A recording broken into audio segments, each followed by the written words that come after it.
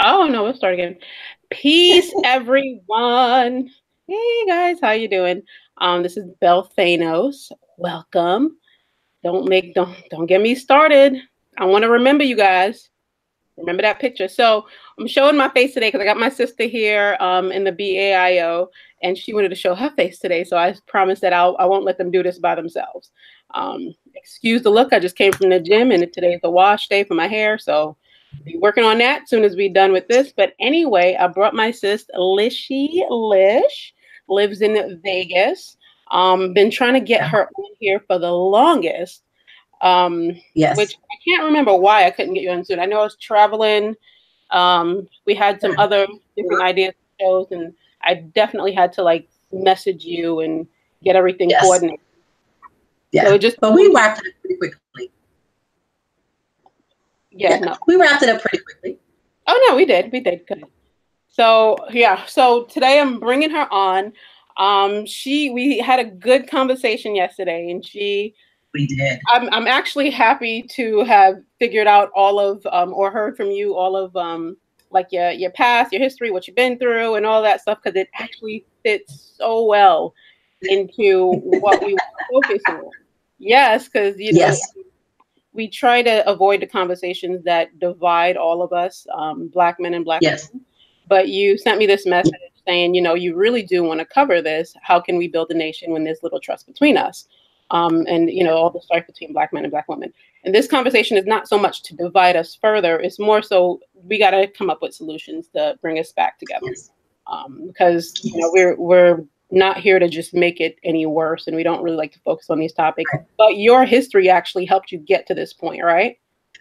It did. It did. It did. A So very long history. yeah, tell us about this. How did like what? Well, I'll let you get started. As I said during yesterday's conversation, there was a time in my life where I was part coon, and I had some trust issues with black men, Mm-hmm. and through just growth and history and knowledge, I realized that in some ways I had been manipulated by the system, that was Wow. set up to divide us. It was set up to divide. And as any person, I don't like being manipulated by anything. So, having that awareness was very eye-opening for me, that I had fallen into the same thing. Like a lot of women, you fall into the trap of, you're saying what, single parent, you start getting some anger issues, towards black men, not feeling like I was supported, like I wanted to be supported, um, and some resentment. So just through learning the obstacles that were placed in the black community, such as, um, you know, uh, public housing. Remember, we talked about that yesterday. You have all these families that are headed by black women. I was raised by a single parent. So you have all these households that are raised by single women primarily.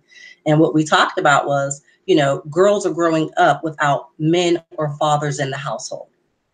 And that Listen, doesn't prepare us. hold that thought 1 minute because I realize I don't know But what's going on here. Like your face is not showing; it's just mine.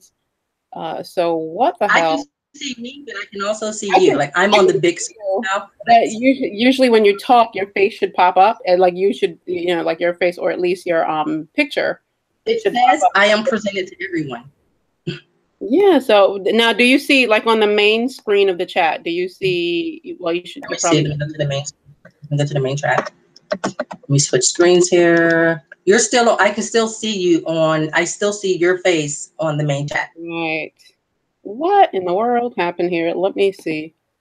I know it just. And now, if I go back to that to is on the main chat, it has Bell Thanos in the corner in my picture. That was weird. You Yeah. clicked on something. What?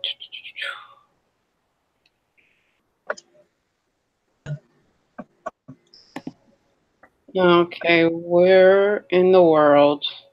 See, it doesn't give much option. I'm wondering if I have It to doesn't. tempted to stop it and start over again. I'll just have to delete this. We only been talking for like 5 minutes, but I'm really Okay. Just let me know. I mean, you can. I'm like, I don't want to be the only one on the screen. People looking at my sweaty ass Oh, I hair. see what you're saying. So when I I go can't into be the the YouTube channel, I see what you're saying. It's just your picture. just my face. All right, man. It's just, hell. Let me see. You're right. It's just your picture up here. Okay, you said I don't have to delete it. I don't want to be the only one showing my face though. Damn. How do I can I bring back. Want me to bring back my technical advisor? taking yours off video and see what happens? Okay, let me see. Let me mute mine. Maybe this does something. But I'm starting to click things now. Did that change anything? Okay, no. What is this? No, I don't want that.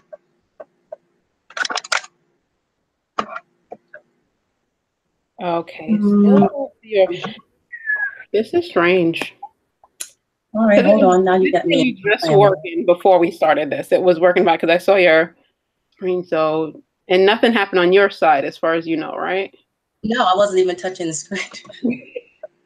Yeah, your But daughter's it gonna was be weird because in the actual conversation where it says we're live, I was looking at you, and now I'm looking at me. right. Peace, family. Thanks for joining us. Having a little technical difficulties because Alicia's showing her face. I'm looking right at her right now.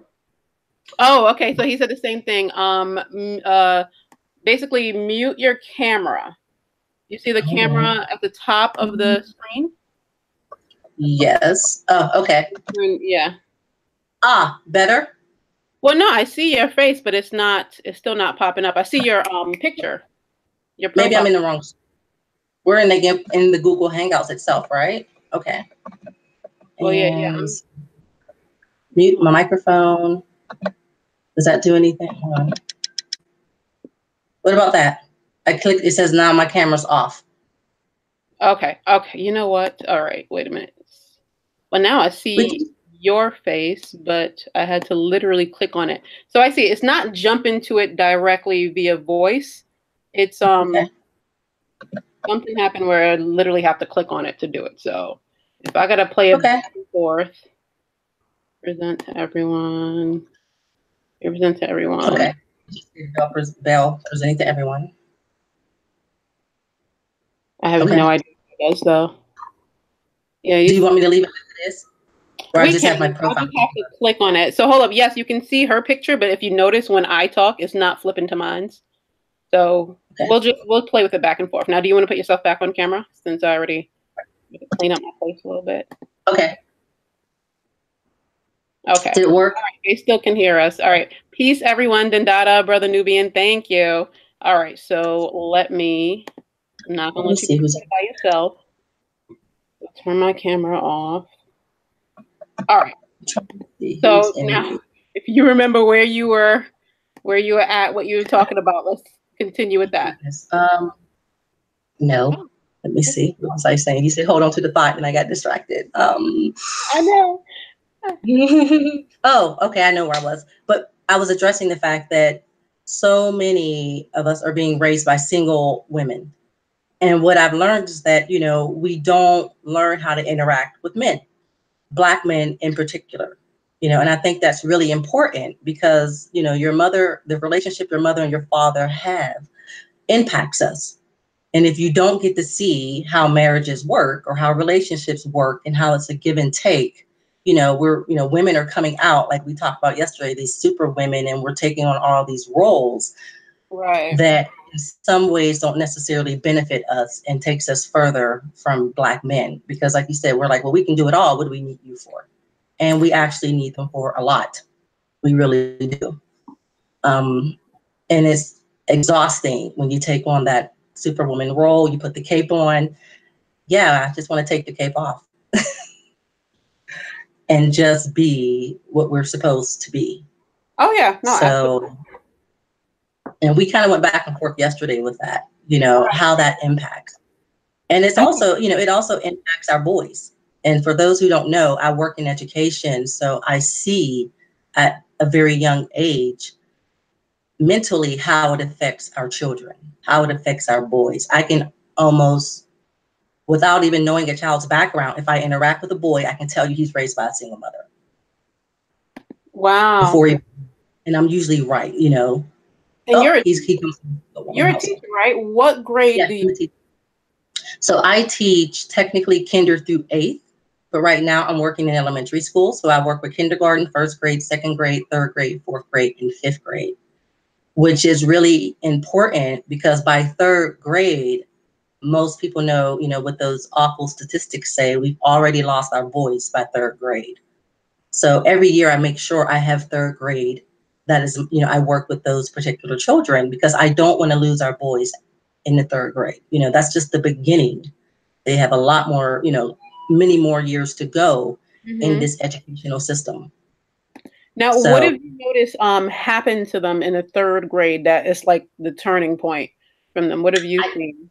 right. So in third grade, what you start to see, they start to internalize the fact. Remember, we were saying yesterday that what everything that they're taught is in our current educational system is Caucasians started, the colonizers, reading, math. We know it's not true, but the curriculum that, they're always saying that, oh, mathematics, and they quote the Greeks and the Romans, and, if you think of, I always think of the Pythagorean theorem, which is a little bit higher, but in kindergarten, children are learning shapes, which is Mhm. technically geometry. And the teachers are saying, they're not giving credit to who really um, gave that knowledge to the world. So by third grade, boys have already lost their confidence. They've already have this inferiority complex with their white counterparts, even if they can't give words to it. You see it in their posture, their behavior. They can't say what's wrong because they don't have the vocabulary for it. But if you know where to look and what questions to ask, they've already internalized that they're less than, you know. And one of the things that I try to do is give our children a sense of confidence. And I probably do more confidence building with my students um, than academics, because Wow. I see when our children know, I gave you the story yesterday about the young man who I showed, the first pharaoh of Egypt, the first dynasty, King Hoser. I showed him or King Zoser. I showed him that picture, and he said he looks like me. And this boy, he had bought into that all the Egyptians were white, Right. and he saw this, and I could see his brain working, and so I work with my kids. We don't use the word can't. I don't allow my Black students to say what they can't do. They can't read, they can't write. It's one of my phrases that they know. I said, we gave the world writing, we gave the world reading, we gave the world math. Don't tell me what you can't do. It's in your DNA. Right. And if our kids believe it, then they don't, um, they look at it differently, because that's what white children have that our kids don't. They have confidence, No, you know? that's It's true. their world. They have a confidence. Even, in element, they have a confidence. This is their world. And if we can give that same confidence to our boys and girls, they won't be so afraid when they're in school. They won't feel less than their counterparts. They'll raise their hand more. They'll participate more. They won't just shrug off, oh, I can't do this. So I really we don't say can't. I don't accept can't from my African American students. I said can't is a word we don't use.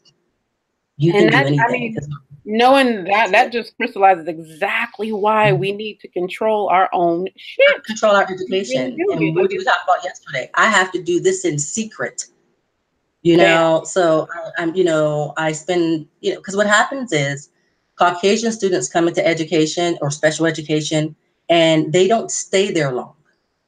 Hmm. Our kids come in and it becomes a crutch. So I really work with them on, no, you're no different. There's nothing wrong if you learn different or you process differently. That isn't a disability. It doesn't make you less than. We already know that children don't learn the same way. Humans don't learn the same way. Some of us are visual learners. Some of us are auditory learners. We just learn differently, and it doesn't make you less than. But the curriculums are set up a certain way.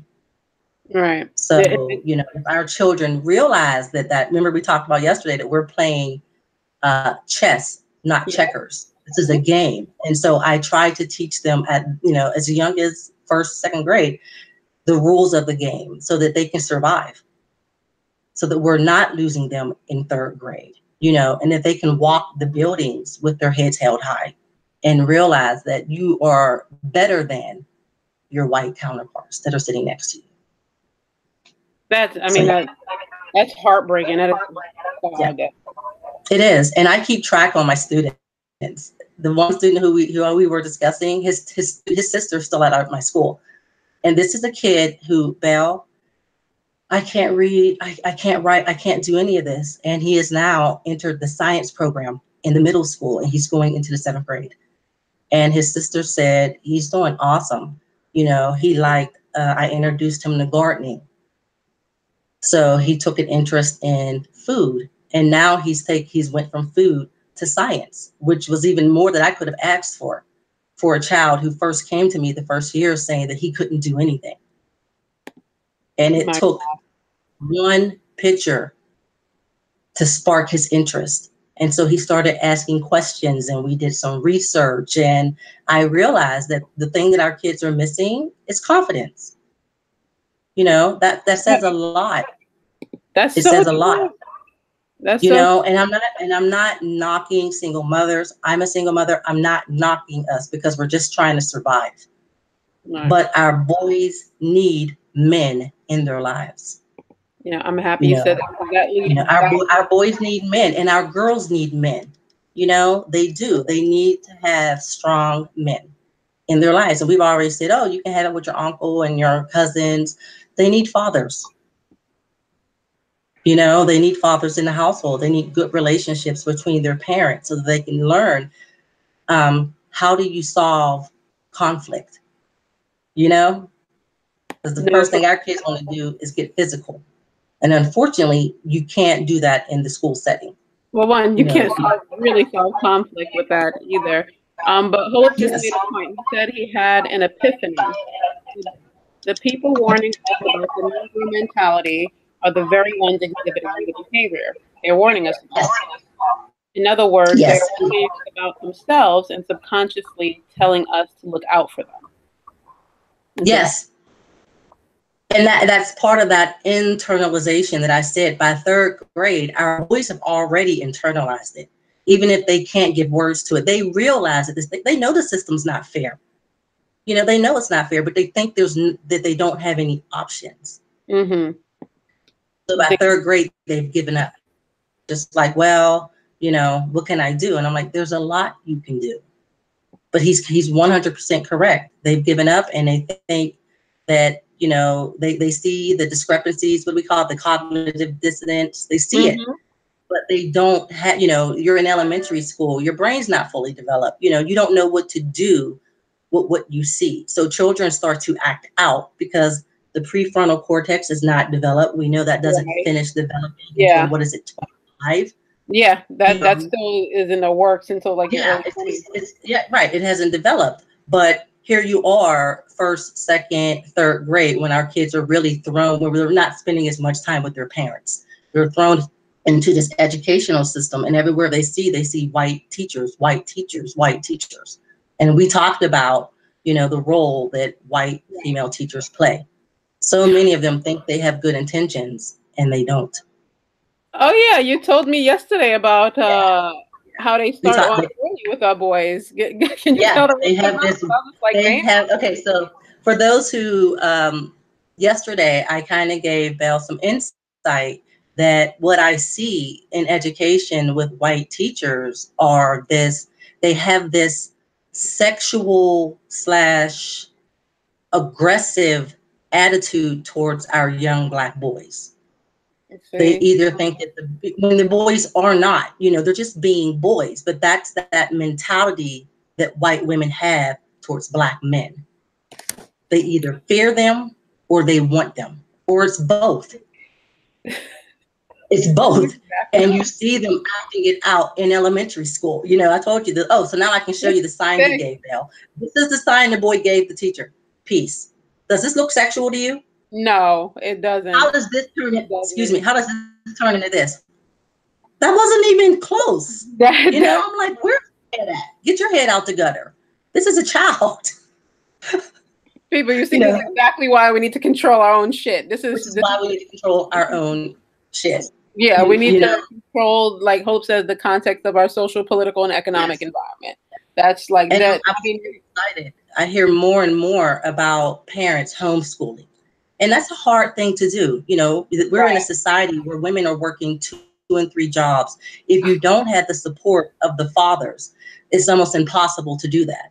But I did read an article that was in Texas of some African Americans where the They're parents are grouping. working and Right. they have a homeschool thing going on where the Right. kids are being taught. Right. And I'm like, I would love to see that grow more and more because it's so beneficial. You know, our kids need just as much of a break from the colonizers as we do.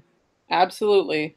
You know, they need a break too. You know, they're inundated at a very young age to, you know, you either get with the program, boy, Yeah, that's you know, and it we know breaks what the my program is, you know, being a good little house nigga. We know what the program is. You know, do what you're supposed to, don't cause any problems, you know, the perfect student, so to speak. No, TC, no. I mean, I want to take our boys back. No, we can't be having this. But how did we? Because when you sent me the email on how we can build a nation when there's little, Yeah. trust between us, what was it Yes. that set you off to that question?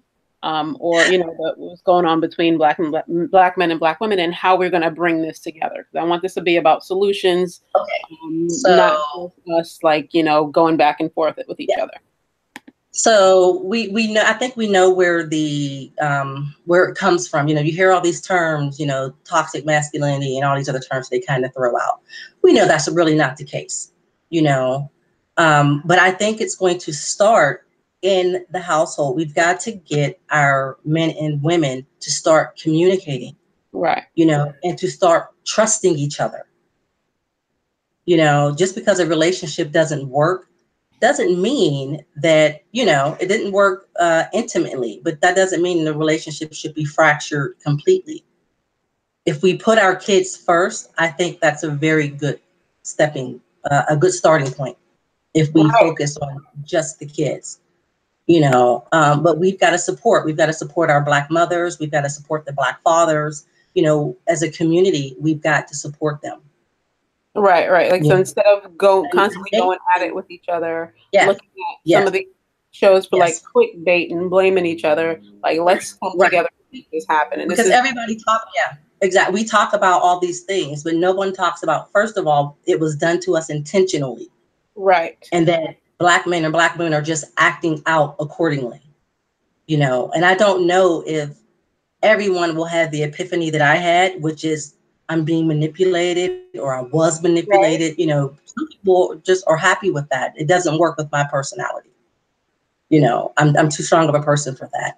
But I think if we can get past the, remember, have you seen that poem, The Apology? No, I haven't seen it. No, I haven't.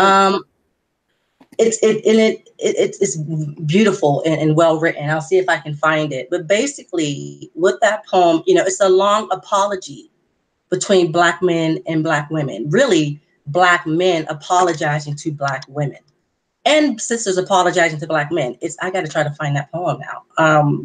But Yeah, it takes find it that back. poem. That's what we need to I got to try to. post that or I got something.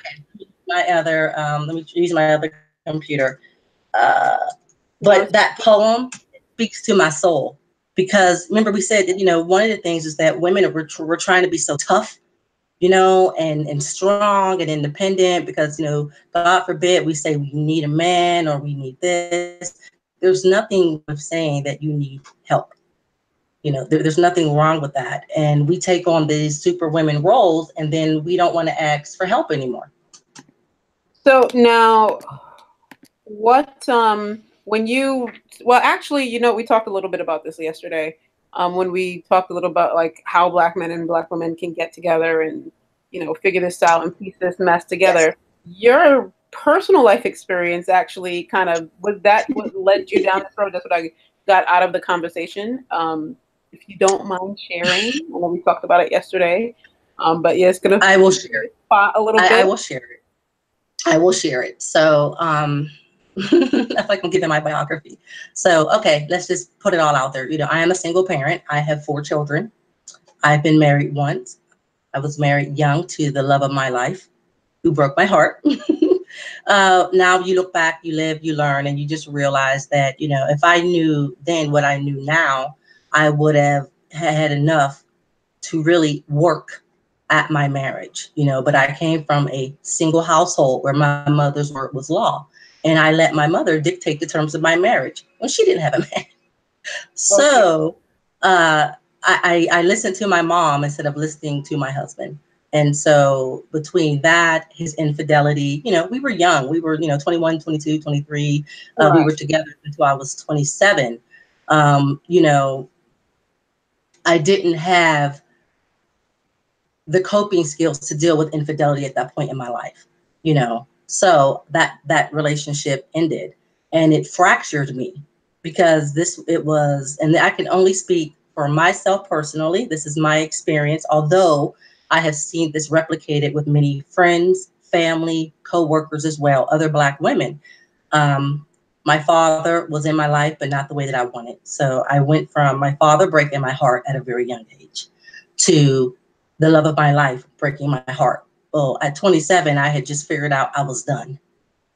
So instead of healing from that relationship, I took a few years and I got into another relationship. And I took the anger that I had against my father and my husband. And I said, I don't, no more Black men for me. And I swore off of Black men. I was like, nope, I'm done. So I entered into a relationship with a colonizer for 13 years. And I learned in that relationship a lot. I learned a lot in that relationship. I learned a lot of their dysfunction. And Sometimes you had a relationship with a colonizer. Like this is, we're just gonna be calling them that from here on out. Like this is just their name. you know what? I mean, we'll talk about it. First of all, they don't like being called that. I think we finally have found a term that they don't like. They don't care being called cracker. They could care less, but they don't like being called colonizer. Let me just throw that out there. I said, oh, that's better than cracker That's and hilarious. NASA and I want to everything call else. them that more than. Yeah, yeah. I think we found something that they can call us nigger. Okay, colonizer. But I entered into this relationship for all of the wrong reasons. But I had a son. We talked about my son yesterday, and so I'm in this relationship. And fast forward now to present day from that relationship.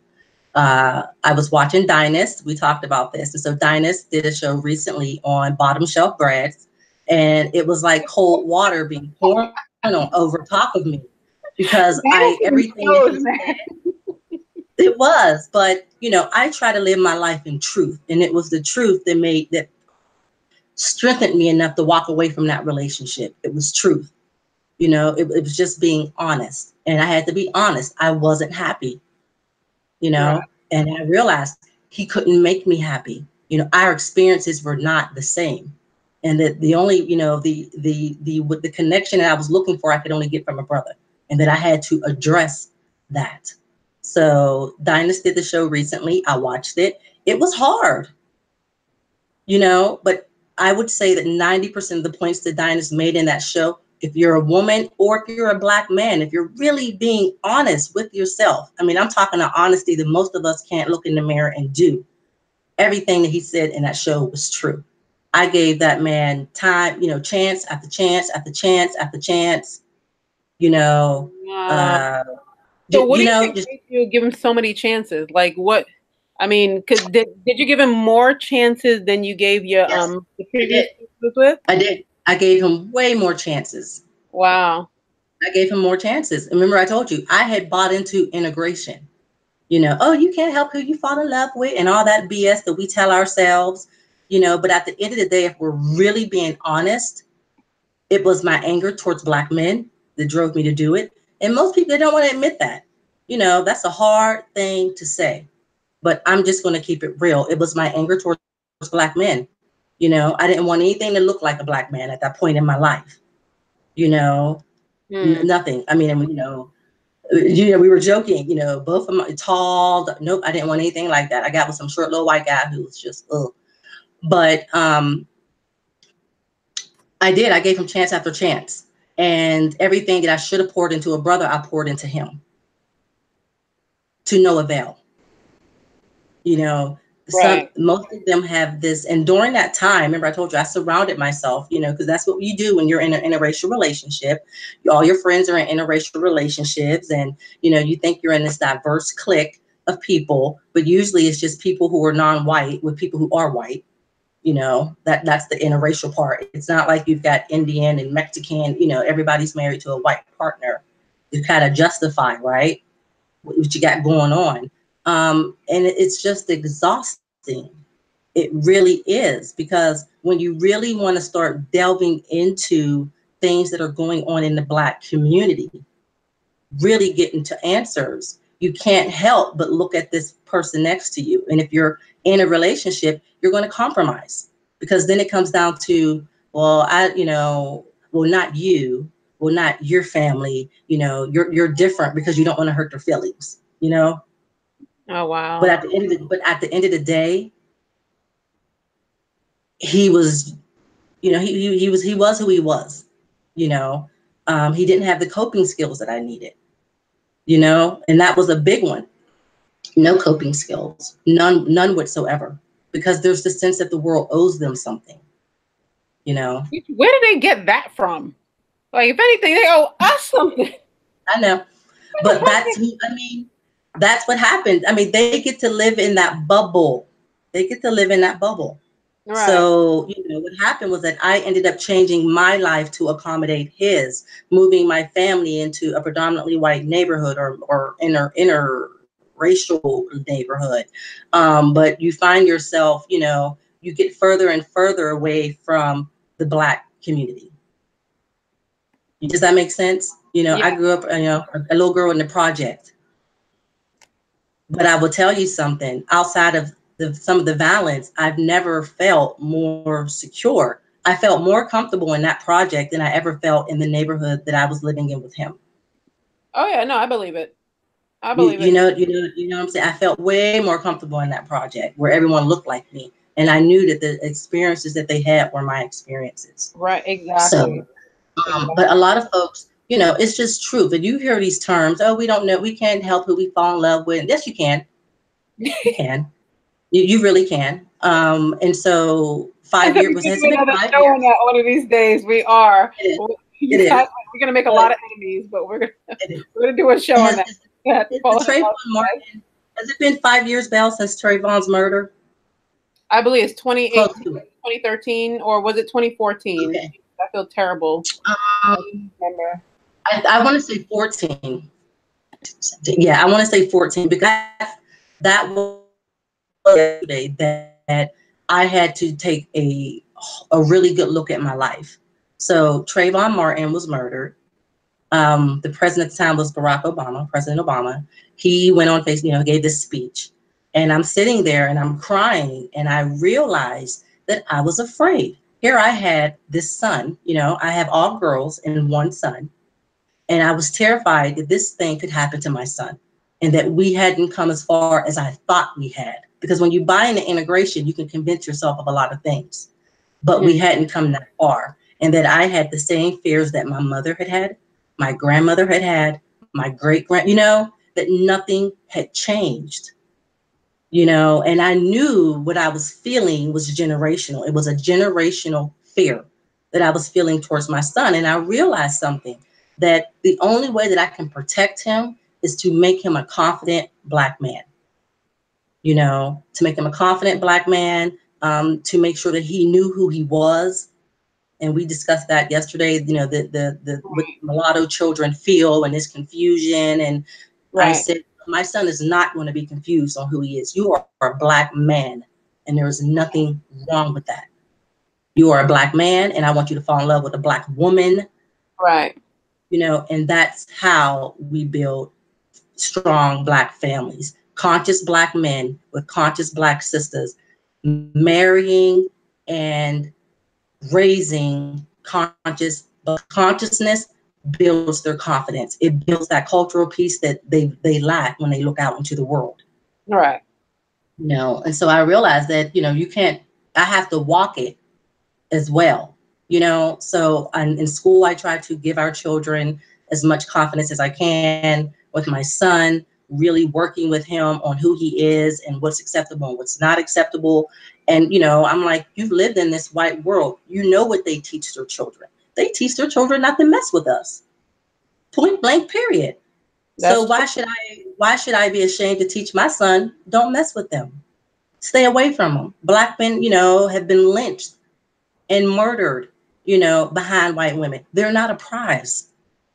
So at 11, 10, and 9, that's what I'm putting into my son, because I need him to see Black women for what they are. We are beautiful, we are queens, and we need to be treated that way. So if you ask my son what his job is as a man, I hope his response will be to provide food, clothing, and shelter to my Black queen, Mm. to take Amen. care of her and to nurture her, because that is what builds a nation. Strong families. At the end of the day, strong families.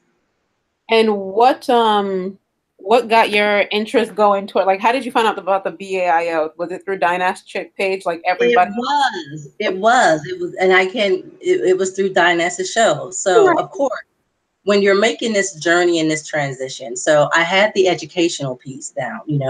I Right. went through the phase. Trayvon Martin's death occurred. Um, I shortly thereafter, or maybe it was even before Trayvon Martin, but I came across Dr. Clark's video, "The Coming of the European," which Mm. was just phenomenal. So I spent about 2 or 3 years fully engrossed in that, just fully engrossed and Mhm. learning, because that was a question that I had. How did we get here? How did all of this happen?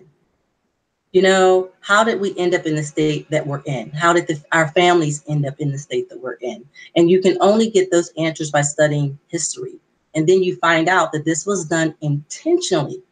Our families were broken up intentionally because they knew that you break the family, you break the people. You take the Absolutely. man out the household, you leave the woman on her own. We are the fairer sex. We are the weaker sex. I know we don't like to say that, but if our ancestors knew that it was man, woman, and child, and that was the Trinity, we need to get back to that. I mean, and this is one of the key reasons why I cannot engage in that black men versus black women No, no, no, eternal fight that never leads to a solution. I could no, go for no. I said hours for it. They go for we have to hours. let all of that go. We have to let it all go. And, they need to understand that was done intentionally. But Yep. once you know something, once you know better, you do better. Once you know it, you can't keep with the propaganda. You can't keep with the, I don't need him and he didn't. You have to stop all that, and it's going to take And both of us to do it and to no, accept each other. absolutely. If you notice, like as that discussion goes on and the fighting keeps going on, Just round and round. we are not the winners at the end of it. I'm like, No, yo, this benefits neither black men, black women, or the black family. This entire fight between us doesn't benefit any of us. So who does it benefit, really? the You know? system, it benefits white supremacy. It does exactly what it's supposed to do, which is to keep us at each other's throat. It's just like colorism and socioeconomic status and the educated Negro versus it's the same ploy that they've always used. But when I think of women, when you're just in the struggle, you don't realize that because you're just trying to survive. Just trying to survive the best way that you can. You're trying to raise your kids, keep them safe. But we have to realize is that there are other ways, and that we have to let go of the anger and the bitterness and it didn't work out. You got to let all of that go, sisters, Right. because Right. our men are just as, we are both messed up. And if you want to point fingers at the system that's in place, not at each other. And I mean, that goes into shit when we need to control our own system. Exactly why. Yes, Yeah, yes, I'm yes, interested in the BIO. I'm interested yes. in getting out of here and having control of our Yes. environment. You can't. The one thing that Hola and Kala, they're just so dead on. If we could have did it here, we would have done it by now. And when we did succeed, you saw what they did. Every time we have built strong communities because they really weren't our communities. Let's just be honest. No, They if we take don't them want away. the structure, it's not our Right. community. They You they need to take them always, away. We always say, Black Wall Street, Rosewood. I mean, I had no idea there were so many thriving, Black community. Harlem, the rent, they just come in and go, oh, we don't like that. Oh, and they infiltrate and they break it down. They just ruin it. We and can't do it here. we said this yesterday when you said, Black people can't even group up at work without making No, people. no. And we talked about that. You can't. You can't.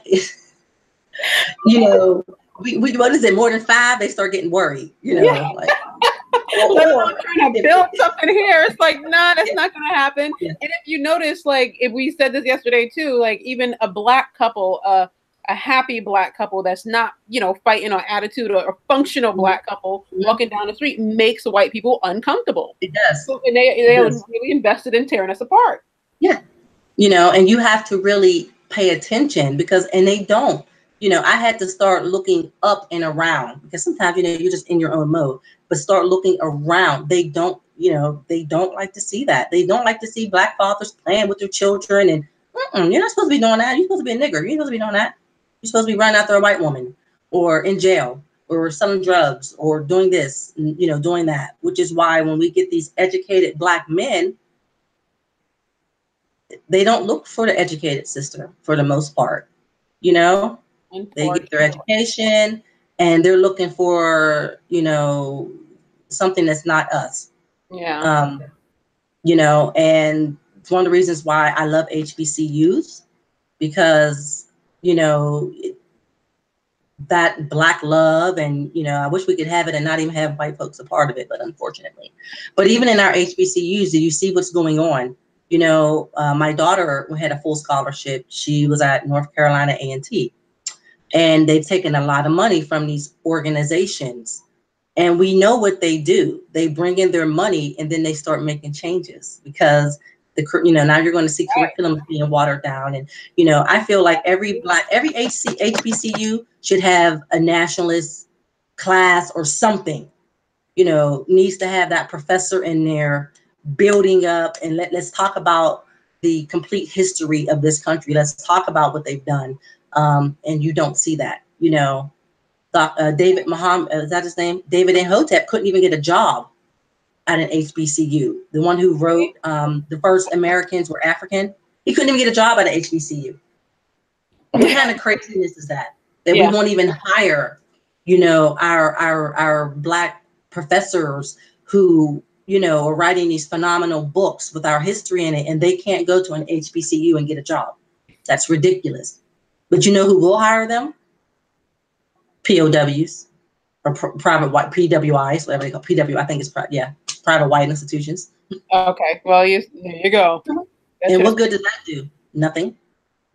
We already know they study us. Yeah, so let's see. Peace, everyone. Thanks for joining us. Who I'm talking to now is, she's typically in the chat. She's one of my moderators, Baden's mommy, also known as Alicia. We got a few names going on here, folks. Yeah. So, but anyway, we're talking about how can we build a nation when there's little trust between us. One of the many issues between Black men and Black women. We really wanted to kind of link it together, come up with solutions. Heard a little bit about what she does and what she said. So peace and welcome, everyone. If I didn't say welcome to you, I'll try to go through it. Denise Jennings. Hi, everyone. So for being so active. He says here, and might I add, it doesn't matter if you don't have tattoos, cornrows, or other stereotypical looks. It frightens them to see us, period. For real. Yes. So, yeah. So, and the other part of that is it does frighten them, but we already know there's a certain type that's a lot more acceptable to them. There's a certain type of us they can handle, that they'll tolerate. And I think we all know what that type is, because everybody wants to be that type because we all want to, be up underneath our master. But I think we just need to recognize that type is killing us culturally. We need to be who we are. We shouldn't have to change our features or, our hair and all this other craziness to make them comfortable. And, Black men, Black women, we need to recognize we go to extremes to make white people comfortable. I But I think don't see, I don't even they realize don't, they don't, they don't do anything to make us comfortable. They have no problem. I mean, being all white city, all white towns, and all white employers, and they don't care. So why do we feel like, and maybe it's a fear because every time we have had our own Black institutions, we know what happens. They've taken them from us. They've infiltrated them. So history teaches us we can't have it here. We can't. And we can't have it here and sustain it the way it needs to be sustained.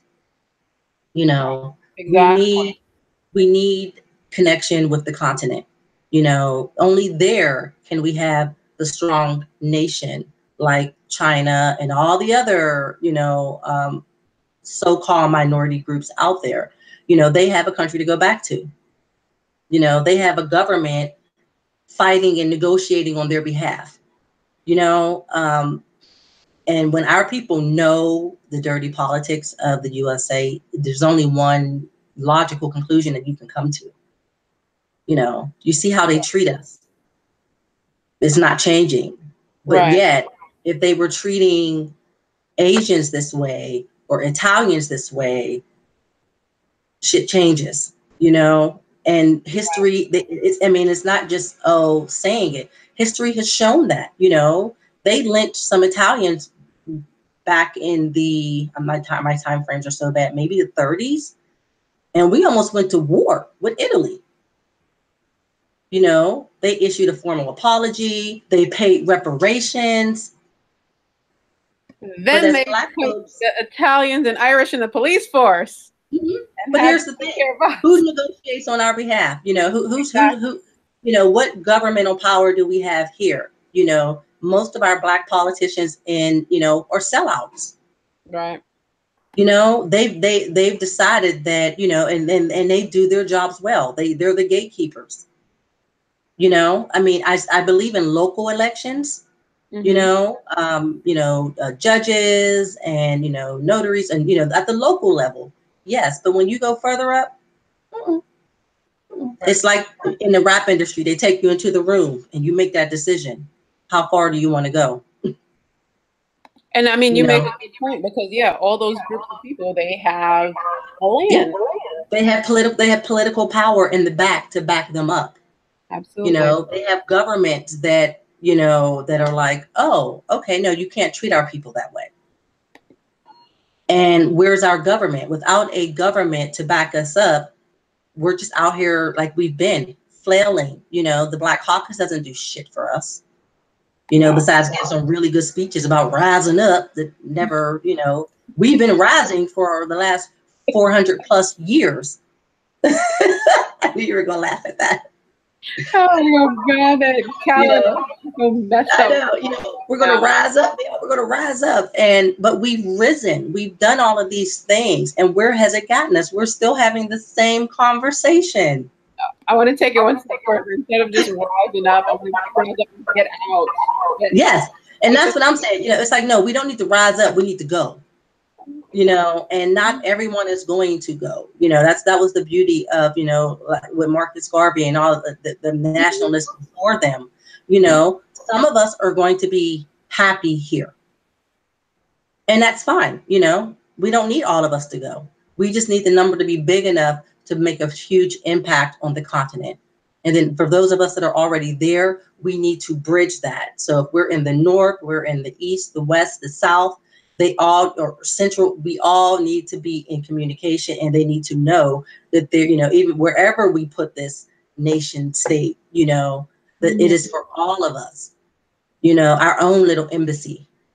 Shit pops off, come here, and let's see, and these are the folks who are going to negotiate on our behalf. No, absolutely right. So Yeah. Donata put one of the Donata posted. He said, "Did anyone see the video of the school not accepting the young black boy because he had dreads?" I have not Yes. seen that video. I haven't been Yes. on social media I this. just saw that this morning. Yeah, that was, I think, a first grader or a kindergartner. Yeah, I think they wouldn't let him in. Jeez. Yeah. I mean, think about it. They've already, the Supreme Court has already said they can discriminate based off of locks, our hair. So, as they roll back, I mean, they've already watered down the civil rights movement. They watered down affirmative. Everything has just been watered down where Mhm. there's nothing for us specifically. We have to share everything with everyone else. Oh, So exactly. if they can discriminate at the employment level about our hair, yeah, they're going to discriminate everywhere else. Wait till they start kicking us out of restaurants because they don't want to see our hair. It's a slope. It's a Oh, very slippery absolutely. slope. Absolutely. It's happening. It's Yeah, happening. And you know. so being in the educational system, what have you seen where like the curriculum that the kids have to learn in the age group that you teach?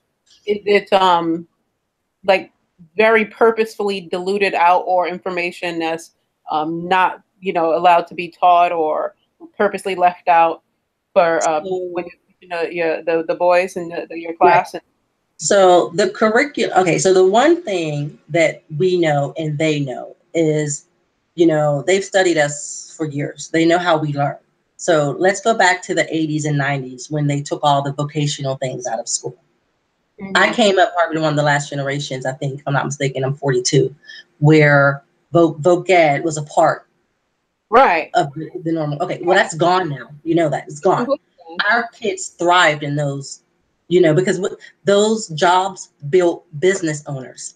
Our kids were doing shop and mechanics and welding and building. They were doing those things and they were thriving because they took those skills.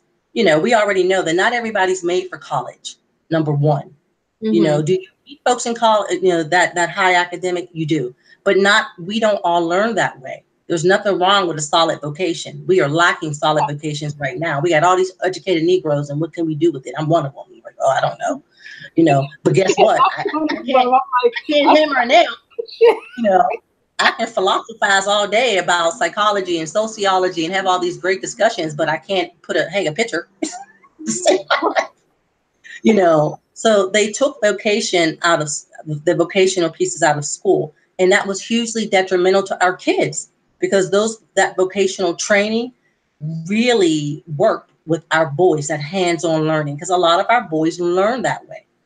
Mhm. They're that, they have to touch it and feel Yeah, it to make very, it very tangible. tactile and They just can't sit there and take in tons of information because only some of us learn that way, where you can just sit in and just be lectured at, or take tests. They right. already know that. So if we know that not only Black children don't learn that way, but all children, not everyone learns that way. So why is it set up that way? Standardized tests, standardized tests, standardized tests, standardized tests. Those tests are biased. They know they're biased, yet Yeah. everything is based off of them. Just because, if you're a child who has grown up predominantly in an African American community, if it's a lower class African American community, I can already tell you're going to struggle. You may be able to read, write, and do arithmetic, great, but you're going to struggle with these tests because the vocabulary that's used. You Mm. know, to them the language skills are stunted. Hmm. And so if they don't start adding to those assessments different language, our kids will continue to struggle because if you give them some other examples, they'll get it. But the words that are there, a lot of our kids aren't familiar. I meet adults right now who I'll say something and they're like, what does that mean? And I have to go through a few terms before they get, you know, because is that person stupid? Of course, that person's not stupid. They just know a different term for it. Right. So those tests, they end up defeating our kids' confidence because we don't do well on these tests. Those that vocabulary is not used in their household. It's not a normal part of their everyday language or their everyday speaking. So once again, that's not an indication of inferiority, just a different way of navigating the world. I mean And it that really, it goes back to us not controlling our own yes, education. not controlling our own Yeah. educational system. And, I like the fact that we have this movement where parents are homeschooling their children. I would like to see it on a bigger scale in our communities, you Mm. know. But I grew up with the YMCA and all of these community programs. And what did they do? They shut them all down. One of my first jobs in high school was tutoring elementary age kids. Mm. I did it all through high school. I tutored elementary age kids. You don't have those jobs anymore. You don't have those community centers anymore. Oh You yeah, know, you community don't you don't have those things. come and Yeah, gone, which is sad. they're long gone. But our kids did well in those. Yeah, yeah, First of all, exactly. you had the older generation working with the younger generation, so you're bridging that. Those gaps. But without That's those how it kind of was when things, I was growing up. That's exactly what, like, I had to do like an after school sender program in elementary school, and it was like I mhm, had to work with a bunch of older kids, and then yeah, they helped me with my homework, and like yeah, they did that for their extra credit, and then we just all played in recess, yeah, and then I went home. So, but that's how it was back and in the that was it. Yeah, but those programs are gone. When you look at the way things have been phased out and why, of course, they'll never admit why they were phased out, but it was done very purposely. Oh yeah. Very purposefully. And the only way to get it back is going to be us building our own schools, um, and taking control of our educational, of the education of our children from kindergarten through high school. You Now, know, do you think, like, give us your honest opinion, do you think that can ever happen here in the United States where we can get our own schools and control basically what Dr. Umar Johnson is trying to do? Do you think that would be able to happen on a larger scale for the Black community? yes. I don't know. I don't know large scale. I mean, it would be nice, but can we do it? Yeah, there are plenty. I know in California alone, they've got these African center schools. The problem is they're going to have to be privately funded because once you take public school funds, they control the curriculum. So it has to be all self-contained. So it's going to constantly need an influx of. I don't know how Right. large. Basically, Because the yes, community is going to have to support it. Basically, like just like the Jewish community, they community's have going to have schools, and this to community support it. Yeah, whatever to help make sure that those kids get educated. So yeah. Because I mean, but we're just so spread out. It's also going to take us moving back into certain communities to make it happen. Because right now we're just flung across the United States in these little neighborhoods. yeah. And maybe it's going to take us going back down south. I don't know, because my goal right now is that I'm set on leaving. So No, you me no, know, I'm right there with you. I'm so set on I'm, leaving. I'm I'm set on like, leaving. But yeah, in the yeah, meantime, while I'm here, um, you know, that's because the Jewish community is always a good example. We won't get into their end game or their agenda, yeah. but their kids come home and their parents spend an hour or longer educating them after they come home from school. We're going to have to implement those kind of things with our kids. Hmm. They come home from that toxic environment. Now we've got to, almost, de-escalate them in some ways. And okay, let's put that to the side and let's put what we know about our history in you. And it would be nice if we could do that on a large scale. We're in our Black communities, we've got these community centers where our kids can go to and get that knowledge and learn about, hidden colors. I made my son watch all the Hidden Colors. And I said, any questions? And we went through it. But, we've got to start teaching our kids, and we've got to teach them young what's going on in this world. Because if we don't get them in elementary school, it's going to be harder and harder to get them to see the world for what it is. We don't want them being my age waking up. We need them to be woke younger so that they can successfully navigate and play this game. Because if not, it's going to, our kids are going to keep being funneled into special education, and from special education, they're going to be funneled into the prison system. you know Oh, for sure. um That's exactly what they're doing. it is. When people say, when I tell people I'm a special education teacher, I get a look, and I said, my goal is to build the confidence of our children so that they don't fall into that trap. So this is not, my room is not the prison, the pipeline, pipeline prison or whatever. No, no, no, no, no, no, no. Right. This is where it stops. You come in here, and I mean, let's just say that, the tools that I use with my students, and not just the students that I work with specifically, but all of the Black students in my school building, Mhm. um, I try to have a personal relationship with them. I make sure just little things. I greet every Black child that I see in the Right. morning. Good morning. How are you? How'd you sleep? Did you eat breakfast? Are you hungry? I try to give that to them, because some of our kids, no one talks to them, or the only time they're getting talked to, they're in trouble. So I just try to reverse what they normally get from white teachers. Does that make sense?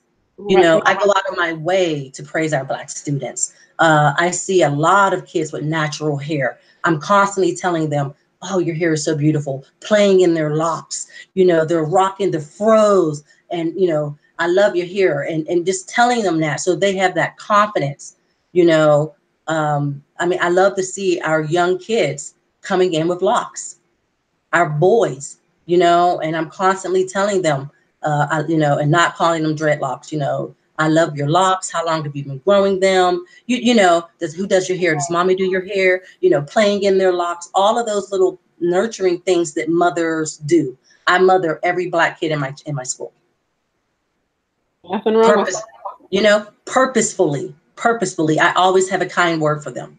Because I'm gonna tell you something. I was on the playground yesterday, Belle, and if I didn't have 5 little white girls come up to me snitching, I said, damn, they start snitching already. Little permit patties and all. And he did this to me. Oh And I was like, no! Snitching about what? just, because in their mind, just that's what they do. It just, I mean, and young kids tattle. Don't that kind of goes with it.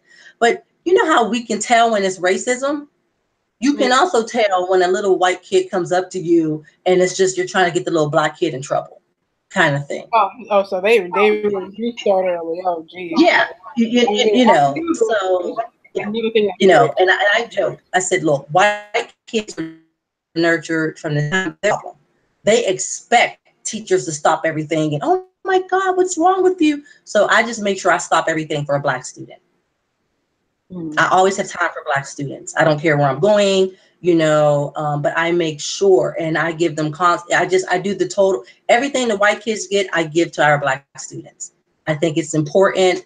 I fight for them when I see teachers being biased or, coming down hard on one of our boys. I'm the first one to step into the middle of that situation. you know, Either I'll take the student away, check that teacher, I got him, come on over here, and take him away, and work it out with just me and him. Usually, because I know it's so unfair, Belle. These boys know these teachers don't like them, Right. Oh yeah. so I just take them away from that teacher, come in my room, fairness over here. I all constant. I mean, I use so much praise with our boys, and well, it's not fair, Miss So. I said, baby, I know it's not fair, but we're not even gonna. The world is not about fairness. Fairness went out the window a long time ago. So I take them to the side. Give them that little boost. I want them to know that I see them. Number one, I see you. We are the same, and it's okay. Hmm. No, I got. I mean, Give them a little pat on the back and let them go on about their way. And if they walk away from me with their head held high, I know that I've done a good thing. no, absolutely. Well, and we appreciate that for real. But like you You do. said earlier, like the relationships that white people have with us, especially the white teachers or white women in general, it's either Mm-hmm. fear or hypersexualization, and then Yeah. our kids end up going in that either in other directions. Now they acting that out. Mm-hmm. Because like you said, that's the only tool that our kids have. They don't. They may not be able to give words to it, but they know it. Just like we know when someone's being racist. Well, how do you know it's racism? Because I'm Black and I've spent 40-something years dealing with you. I know racism. You don't have to understand it, and we know what it feels like. It's a feeling, that we get, like a intuition. We know the language, we know the body language, we know the little cues that they use, the little secret codes that they use. We know that. Well, our kids are just now starting to learn it. And when you feel like no one sees you, our kids just want to disappear. And I just want our kids to shine. I don't want them to disappear. So I really do. And I wish, what we need? We need more black male teachers. And we don't have a lot of black men that are teaching at the elementary age level, or they maybe middle school, some high school. But we had a substitute last year that was a black male, and everybody used him.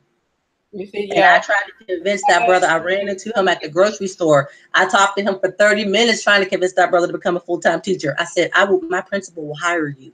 I will guarantee you a job. Because my principal really, she came to our school. It's been 10 years. It was all white. She Mm. changed all that.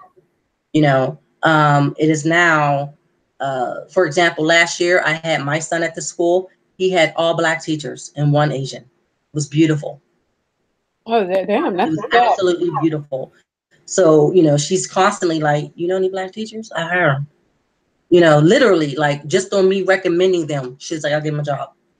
She gets it. As much as, to do what she can do, she knows that our teachers need to reflect the student body. And in our school, white kids are a minority, but yet white teachers are a majority. It's ridiculous. you know so she gets it, I get it. She sees me, the extra time that I take with our students, and how I go above and beyond and go out of my way, for black boys and girls, and I feel like I have her support, in doing that. Reality is no one else there is going to do it. No, no one else is, we just Can't think expect that. white people Yeah, to even think for a second to do it. And I spoke to one of the CIO members in California a couple of weeks ago, and she said that she's like, I mean, really, if you think about it, why would they ever empower us? We're I their know. cow. They use this all these years. Why? Like, in what? Like, why would you empower the people that you use and abuse and Yeah, who you helps make you money? You don't want them empowered, and it's true, and it's not going to happen here. This is but why if I'm so interested but in. if our kids don't know history, they think that their experience is new. Yeah. Because one of the things that we've done well in the African American community is we don't talk about our pain with our children. Remember when the grandparents, and you got to leave the room when when they were, 'cause they used to sit around and talk about white folk, but they would make us go out the room. No, we need to know what these conversations are, because there used to be a time when that was a family discussion, in our black communities. And that's what built us up and girded us to be able to go out and work in those white homes, being maids and servants. You went out there, you dealt with those crazy white folks, and you came back to that black community that nurtured you. Mm-hmm. Well, now there is no black community to really nurture. Right. Our communities are filled with so much dysfunction, Yeah. Yeah. that So, our kids never get a break. They're constantly bombarded, just constantly. So I try to make school a safe place for them as much as I can. So I want our students to know, I see them. You're beautiful, you're handsome. All those things that white kids take for granted, I'm trying to put into our kids, because I think when they're confident, they learn. yeah. They want to learn. That's the big one. We know that kids are frustrated, you just check out. Well, what's the point? What does it matter? And so, they sit there, they don't participate. They slouch in the seats, they don't try. And, I tell them, no, we need you to try. Right now, this is the only system that we have, and you can use it appropriately if they just know the rules of the game. We They spoke a just need little to know. bit yesterday about what you're teaching, and somehow this topic just really took off of the education, but it excites me, so I'm liking it.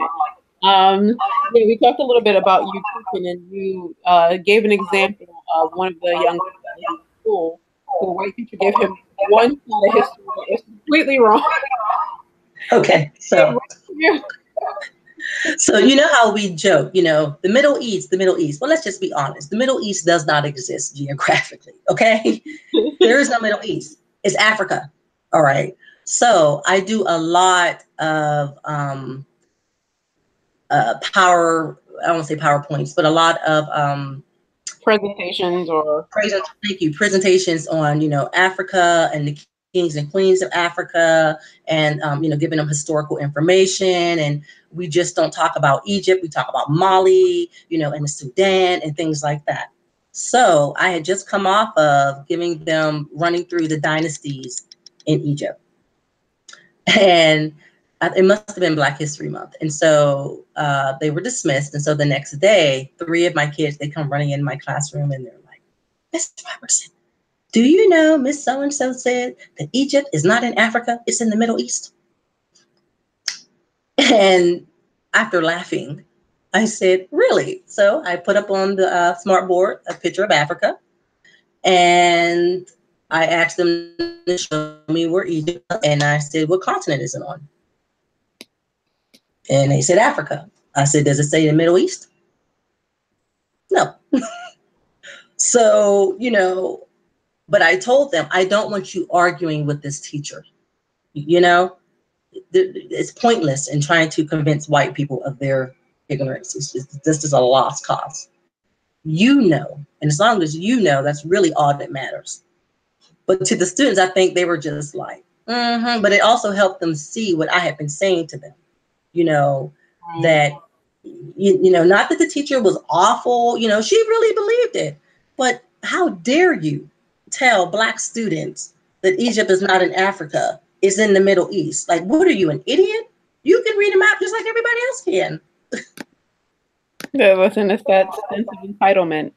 Yeah, but they push that curriculum. So I just try to switch it a little bit, and give them the same thing from an Afrocentric perspective. I teach them about Imhotep, the great Imhotep, and all the things that he gave to the world, and that he is the reason that the doctors read the Hippocratic Oath, and he performed the first brain surgery and all these things, because they're never going to get it in the classroom. They're never going to get it. So I try to give it to them because, first of all, it makes them curious. It makes them curious about our people. It makes them curious about Africa, and it enlightens them, because so many of our kids just think our history started with slavery.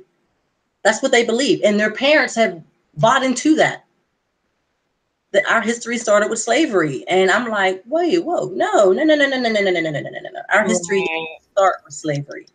So there's one exercise that I do where I draw a line from one end of my board to the other end. So it takes up a whole wall.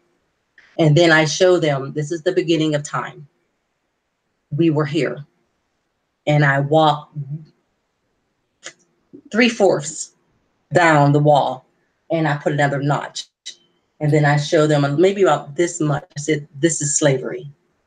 Mm. I said, we have millions of years on this planet that we lived in peace. This is how long we've ruled. We've only been out of power a short period of time. And that exercise really, their eyes get big, because I said, that slavery was just a blip. And I know that they push it down their throats and they force feed it to our kids. I said it was a small, small, small time frame compared to how long we've been on this planet. You Wow. know, and one of my favorite books is When We Ruled. I said we ruled for a long time, which of course brings them to, well, what happened? So that starts the conversation, and most children, they get it, Belle. They get it quickly. They get it real fast, like, oh, so should we like white people? And I said, you have to deal with them. You have I'm to not do. going to tell you to like Okay. them or love them. I said, we have to deal with them. But all they need is to know history. That's it. And the questions come very quickly. Oh, okay. Yes, I'm not going to tell you to hate anyone, but be wary. I said, if you want to love someone, you love us. Love your mama, love your daddy, love your sisters and your brothers, love us as a people, because there's a lot about us to love. We're good people, we're spiritual people. We're such a kind-hearted folk. That's why we're in this predicament that we're in. I mean, unfortunately, that's true. Because we came up against a species that didn't see the world the way that we saw the world. Remember we talked about this yesterday. They're a young race. That's why they're so barbaric. You know, this all this selfishness. They're like that child who everything. All children go through a mind phase. That's where they are in development. You Right. know, a child would rather break a toy than share it. Well, the older a child gets, they realize that there's nothing wrong with sharing. White people would rather destroy this earth than to share it with us. And that's so That sad. is so true. It's so sad. Holip just made a point. He said, I'm glad you told him that. I've always said looking at the big picture gives you insight on the small It does. details. That is It true. does. It does. And our kids get it. They just have to be taught. You show it to them and you see the wheels turning, and they come up with some awesome questions. I have to, I'm gonna have to start taking my laptop because the things that I'm bringing up, I don't want to bring up on the school's Wi-Fi. I'm like, hold on, let me look that up. But they do. They ask a lot of questions that make you think. And the other part is, their parents don't even know. The one little girl was like, my mom didn't know, she thought that Egypt was in the Middle East too. I was like, oh, Jesus, what in the world? Parents don't know. So, yeah, I do what I can. And once again, to kind of tie it back into families, I'm trying to plant seeds in these children so that they can have some confidence in themselves and realize that, to the Black girls, our Black boys, there's nothing wrong with them. And to the Black boys, you need each other. You need each other. Without you, we're lost. So I need for them to look at each other in ways that are positive and not look at Becky and Brad thinking that Becky and Brad are going to save them or yeah, save them from, I think that we get involved with them thinking that they're going to save us from white supremacy. you Yeah. know they're not. Yeah. So I I try mean, to teach even you kids. from your own personal Yeah. experience, like you said, from your own personal experience, it didn't you work know out that way because Mm-mm. actually you brought it up yesterday. You said even like one of the key reasons why we definitely need strong Black men, and Mm-hmm, mm-hmm. of course supporting them, making sure they stay strong. Because when it Yes. comes down to it, the strong white man is not going to hook up with the Black girl. He's going No. for his white woman for Mm-hmm. like He's so. going for his queen. I mean, and I said, white people aren't bad. They're doing exactly what they're supposed to be doing. We need to understand that. That is, they are making sure that their species survives. They're doing exactly what they're supposed. We're the ones doing it wrong. We need to get on board and recognize what's going on. That they're Exactly. doing, they're playing the game like they're supposed to play it. We're the ones not playing the game, well. So they're doing exactly what they're supposed to do. They're supposed to, well, you shouldn't steal people's history, but Yeah. they don't have a history. So, okay, so we need to put our history out there. Remember when Michael Jackson did Remember the Time and Mhm. how impactful that video was? Oh yeah. You don't get those anymore. What do you see when they look at videos? You see, women that don't look Black, or they're this and they're that, and our men worshiping them, and all these images to say you're less than, you're less than. It's a constant bombard. They're getting us on all levels. Psychologically, spiritually. It's a constant bombardment. Mhm. You never see a Black man with a Black woman. You never see it, not in a positive, in a It's positive light. uncomfortable if it's in a positive way. Hmm. There's Yeah. gonna be World War III if there's too much Black people Yes. around Yes. working together. Exactly. All hell will break. Exactly. All, yeah. Everything's going to come falling down the bridge. Yeah. And I'm like, there's nothing wrong with that. And if our kids get that young, that, that's a good thing. I think it will carry them a lot further, because I think it's peer pressure and the fact that white women are aggressive. Let me just tell you, they feel like they're supposed to have access to all the men. Oh You yeah, know, you know what? I've seen you that. know, I've seen that. I've seen that myself. Yeah. Yeah, Yeah. they think that they're supposed to have all the men. Let me mute this real fast. I've got children calling. All right. So everyone, thanks for joining us. Like I said before, I'm talking with Baden's mommy. She's typically usually my moderator in the chats. I turned down my volume a little bit because there's a lot of feedback. So I don't know if you guys can hear me. Please let me know if you hear me. If you should practice self-preservation, Black people should do the same. Ronan Black, thanks for joining, and you are exactly correct. We need to start doing the same. Um, what else? I didn't say hi to any of you guys who joined the chat. Hello. You guys been busy. Oh, Black Lily, yay, you're here. I still have yet to get a chance to talk to you. Good. Okay, good. I'm happy I sound good. I just turned down the volume. All right, I'm back. All right. I'm trying to get my camera to turn on. Did it work? Okay, I think I did it. Okay, yes. All right. Sorry about that. There's no always being a parent. There's no break. My son's like, "Who are you talking to? Can I come in?" No, you cannot come in. He wants to come in and say hi to everyone. No, you can't come in and say hi to everyone. Well, I mean, it's up to you if you want him to show his face and all. We don't. No, I'm like I'm busy right now. He just It's all he, BAI members. he's still a mama's boy. Like I said, I've had 4 children. My oldest will be 22. My youngest is 11.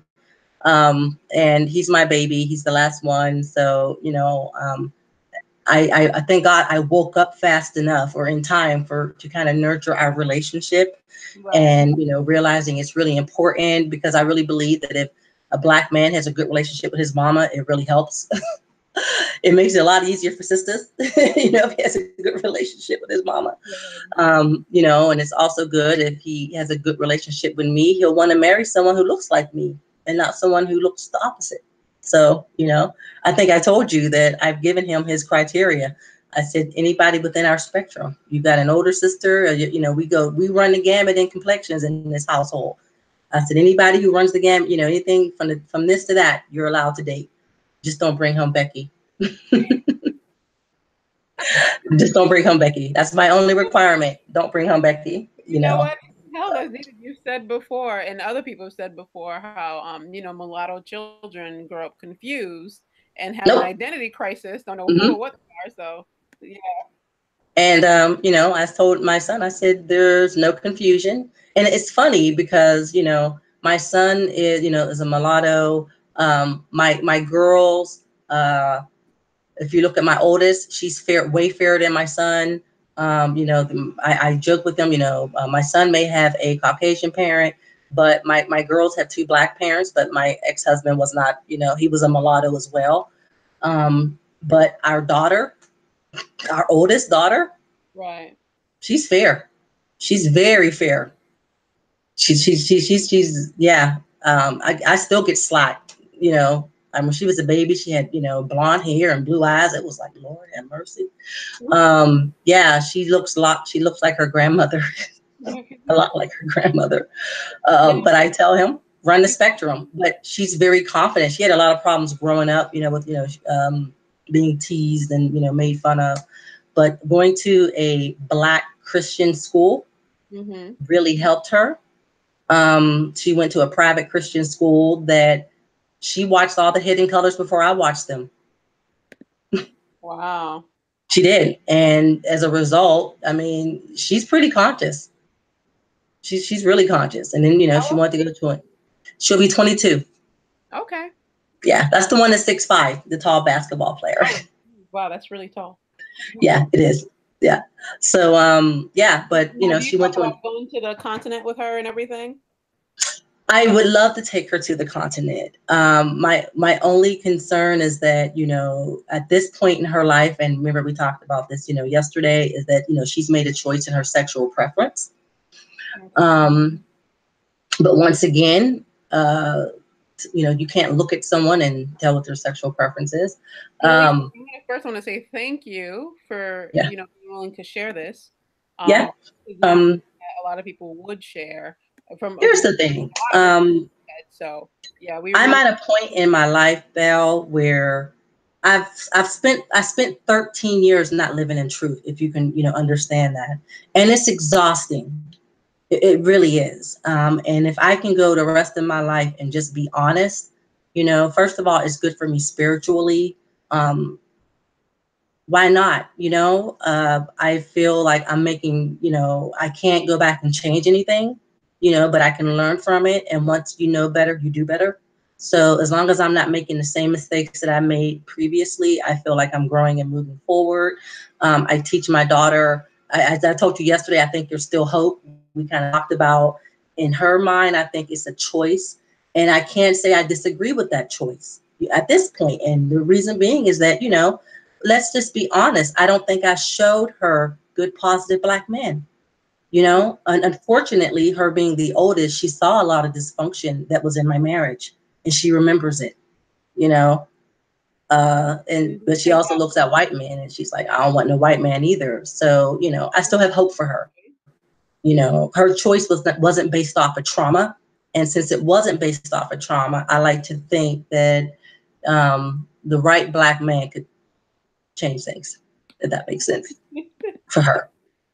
So as long as her choice wasn't based off of trauma, and we had that talk where, I was very vigilant with my children, because growing up, the things that affect our kids, a lot of molestation and things like that. I'm proud to say, hypersexuality. I'm pretty proud to say that, my two older girls both graduated virgins, unlike their mama. Uh, I was pretty proud of that, that both of my girls kind of held on to that. Um, and that's a good thing. I've got one more girl to go. So far, so good. I think I might be able to get her out the house.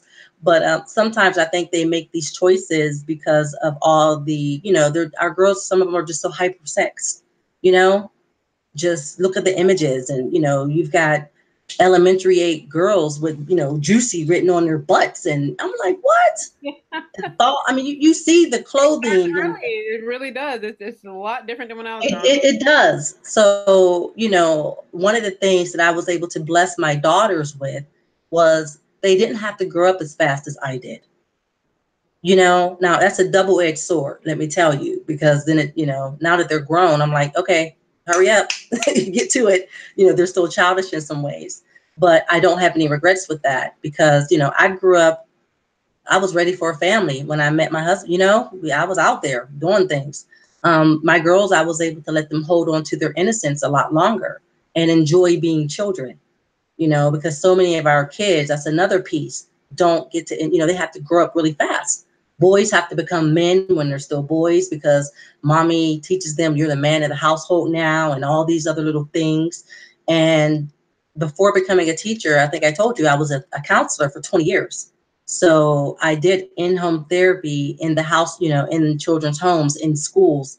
And one of the things that broke my heart was seeing these young boys who thought they were men because mommy and daddy, it didn't work out, and so they felt like they were, mom had put into them, well, you're the little man now, and having these really weird relationships between mothers and sons that I thought weren't appropriate. He's not a man, he's a child. Let him be a child, because when you put those responsibilities on boys, they act out, because you're putting adult responsibilities on a child who doesn't have the prefrontal cortex developed enough to help you. So when mom is struggling, you've told this little boy he's the man of the household, yet he can't go out and work. He can't go out and support mommy financially. All the things that a man should do, this little boy can't do, you know? But if he thinks he's the man of the household, the one thing that he can do is he can become aggressive physically. That's true. And I've seen that. I saw it time and time again. And one of the things that I did with my single mothers who were in that dynamic is I told, we had this conversation. I said, let them be boys. It's not their job to take care of you yet. Right now, it's still your responsibility to take care of them. Let them be boys. Stop telling your boys you're the man of the house now. Your mama's little man. No, they're not. They're just boys. Let them be boys. Let them enjoy being children. Don't give them the responsibility of worrying about you. Right. because they don't have the skills necessary to take care of you. And all it's going to do, and I've seen it time and time again, is those boys become aggressive. They act out. When mom brings this man into the household, drama. Right.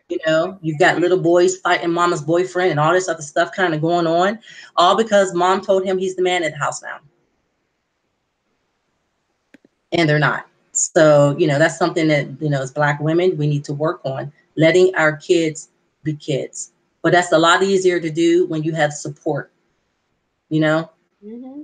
when you have support. So it kind of ties back into, that Black family. So Right. strong Black boys, marry strong Black girls, grow into strong Black men and women who look to each other for solace instead of looking outside. And I'm happy you brought it back around to that because we Mhm. talked a little bit about it yesterday, and I said I saw a Facebook post that actually Kala posted it, and it was a comment that SZA, the music artist, made. Uh, Yes, said she believes we don't need no men. we don't need a man to for us to survive women. And I was just like, oh my Craziness. god, how did we get to this point? And the honest sad truth of it is I'm like, yo, a lot of us feel that way. Yeah. And I honestly, I put myself on a chopping block for for a while. Well, actually, even recently, like I was thinking about it just because of all the moves I've made and just picking up and moving to a different city Hmm. by myself, Hmm. taking jobs, going overseas by myself, just doing so much stuff by myself. And Hmm. it's not even because any man did anything to me. Like I have no daddy issue, well, at least not that I know of. Or or I'm not like brokenhearted and just looking for revenge or bitter. I really Hmm. don't feel that way. I'm just always like, oh, what's the next thing I can do? Right. But it's gotten to a point where I thought one day I was like, damn, I could I really found that poem, by the way. Keep going. I found yeah, I it. was like, damn, I could really do this by myself. And I was talking to one of my Hmm. coworkers, who's a white woman, and she agreed too. She was like, yeah, I've been doing this all by myself. So I was like, yo, like I don't like feeling that way. Feeling like I don't That's funny. I have found the opposite with white women. I found the opposite. They're like, oh my God, I don't know how you do it as a now, single I mean, parent. And there's a lot of those, but the one yeah. I work with, she's been through like divorce and had her kid, Okay. so she's already Hmm. like, she's much older too. Right. So Right. like kind of already lived and went through all Right. that. Yeah, because they But expect to yeah, I be like taken care of by men. Yeah, they expect it. It's like that's the expectation. But remember, we talked. Okay, so what you have is this narrative, right? Where Black women have bought into this whole feminism thing, and not understanding that fight is not our fight. it's not. Number one, awful things were done to the Black community behind white Right. women as a whole. So they're, because of the skewed psyche of their men and their weird, what do we call it, that cave beast mentality, the way they view the female sex being total opposite to how, in our culture, how Black women and Black men viewed each other. It was foreign to them, you know. Right. That's where you get this patriarchal society, so they don't see their women the same. They think they need to be on this little, I don't know, shut off somewhere.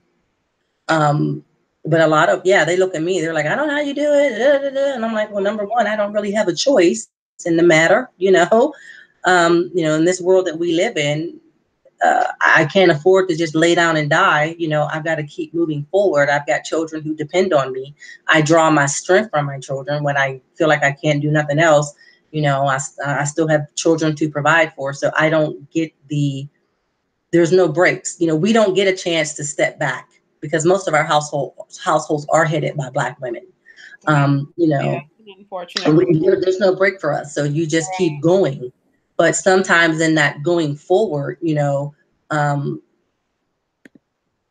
if you keep going forward, there are chances for us. They say Black women are the most educated women, and all this other stuff that they put out there with statistics.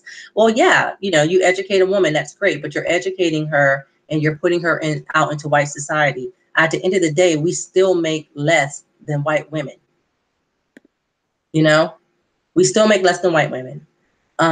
So even in that dynamic of, you still have white men at the top, white women are still above us, you Exactly. know, and then you've got, especially if the brother's not educated, he's at the very bottom, Yep. so that dynamic still exists of, you know, we still need them, but we don't need them, we don't need these, what I call these feminine black men, we need them to step up. But brothers now, they'll, oh, I'm not doing, you ever meet the ones who have all these criteria of what they won't do? I've Oh, never. I'm not going to do this kind of job and that. It's like, no, we need y'all to be the men that they used to be. Do whatever you got to do. If it makes it easier on that sister, trust me, you'll benefit. The family will benefit And that's what as a we whole. like when it comes down to it, realistically. And I'll even say this for I don't consider myself a feminist, but I'll bet any amount of money they don't want to hold that mantle either. If a No, strong black man come in a picture, we are more than happy to give him like more here. than happy to release it. They can have it. It's over. We don't want to do this. Like we'll do Yes. what we need to, and we'll love to step into the role of being, just the woman, the mother, all of that, Hmm. the nurturer, all of that. But yeah, I'm like I'm right there with it. The minute a strong black man come in front of me and do absolutely, I don't need to do this. I don't need to Exactly. travel. Thank you. I appreciate it. Yeah, like I have no problem, where, um, yeah, let me step back. Please take over, make a decision. I'm begging you to. But our women, we're going, as sisters, we're going to have to relinquish that power that we've been given, this pseudo power. We're going to have to relinquish it. You know, and we need more of our black men willing to step into that position, because too many brothers are willing to watch the women that they so-called love struggle, and that's got to stop. It's got to stop.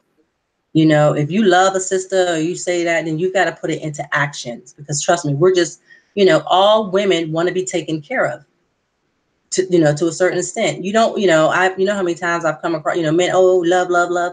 Well, if you love her, why is she working two jobs and you're sitting at home?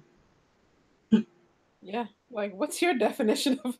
Yeah, I mean, a lot of times we said this yesterday. It's a show. Like we're gonna say this for another show overall. But I was like, listen, when it comes down to it, love has nothing to do with it. that's nothing to do with it. Passion got nothing That to is a do with great it. fantasy. It's a great word. Great But fan. as sisters, I think we're so desperate for someone to love us at times, which is where we get this we only get along in the bedroom thing from. Because, well, it may not be love, but it's close to love when the sex is good. That's pretty good. We'll accept that. So you got these sisters tolerating these brothers who aren't bringing anything to the table outside the bedroom. But who wants to be single, when all other women are being grabbed up by everyone, including black men, so you want to be loved. So your brother may not be doing anything, but he says he loves you. That's better than not having anybody, right? And we need to teach them, no, if a man loves you, he's not going to watch you struggle, period. Right. Remember, I mean, I've heard the stories of my, great grandfather, when great grandma didn't work or she did some kind of domestic, and, that granddad was out there handling business, doing whatever he had to do to take care of the family and the woman, Right. in My some kind of way. As they fractured our families, a lot of the men bought into this Rolling Stone kind of attitude where, just go here and you can go there and, plant a little seed here, and they kind of got away from that. So we've got to forgive each other for that and move past it. We've got to recognize that it's okay to be soft, but we can only take that position with strong men hitting, stepping up, you know, stepping to the forefront, Bell, handling business. We talked about that, and our little ideas for the BIO. We've yeah. got to build relationships between black men and black women. Right. Because No, there's a lot of good sisters out there, who want to take the mantle off, we want me to. being included. We do. We want to connect the functional Black people who really want Yes. leave a nation, Yeah. who want this, who understand it, uh, Hmm. who want to control the context of Hmm. the environment, who understand that Right. when I'm Right. going, if I don't, I will remain a second, third class citizen in this country. We So will remain second and third. I mean, and that's one of the reasons why we're still in this predicament. right, You know, too many of our households are headed by women. that is true. That is Too unfortunate. many of our households are headed by women. You know, that has got to change. You know, it's got to change. We've got to flip that. You know, we really do. Um, and you know, this is not letting sisters off the hook easily. You know, we've got to stop mistaking sex and love, you know, and having babies by boys who are not ready to be fathers. You know, Oh we've got my to God, stop that. that too. We've got we've got to stop that. But once again, I think that stops when you have good men in the households. When girls learn, you know, what a man's role is. Because if mom and dad can't get along, and the only time you see mommy getting along with a man is in the bedroom, what does that teach a black girl? Whether you're telling her or not, she's watching it. right. Yep. You know, that teaches her that I only have one thing to offer, which is sex. And we have a lot more to offer than just sex. You know, we've always been partners with our men, Yeah. and we need to partner with them again. So hopefully through the BAIO, we can build these connections and start, you know, you can't have a nation without families, Yep. you know, and if you can't have a nation without families, you know, you need intact, healthy families raising healthy children that'll have a much better outlook on the life for future generations. You know, You're absolutely it right. And has I to mean, start somewhere. one of the key reasons why we push, land infrastructure and nationhood is because the land we currently live on, we have no control over. No, Not our and land. we've seen that they just take it, they change the laws when they want to change the laws. No, no. And I think a lot of us here are afraid. There's like I think there's a fear for us in America. You know, our leaders are fearful, or these so-called leaders are fearful. You know, we see what white supremacy does when we're great. We see what that does. Mhm. So, you know, do we want to stay in this context where you're afraid to be great because either the leader will be struck down or murdered, or he'll Mhm. be ran through, you know, now they just kill you in public opinion. And, you know, I don't trust anything that I see in mainstream media anymore. People be like, well, how can you say that? I said, because they control it. Exactly. You can be completely crucified in, you know, and then go to court or whatever and get, you know, be declared not guilty, and your career is done. And then that gets like, you know, instead of it being front page news, you get like a little blurb somewhere in the back section, you know, the newspaper or, you know, whatever. But tearing you down was all over, you know, Fox News and CNN and you know, Yeah. every local channel and Yahoo News and MSN, you know, that part was everywhere and being displayed. So, you know, they can put out any narrative that they want to. And we need to start, you know, as Black people, not letting what they put out control the way we see our people, the way we see Right. our men. You know, if you know, and we can't control the narrative here.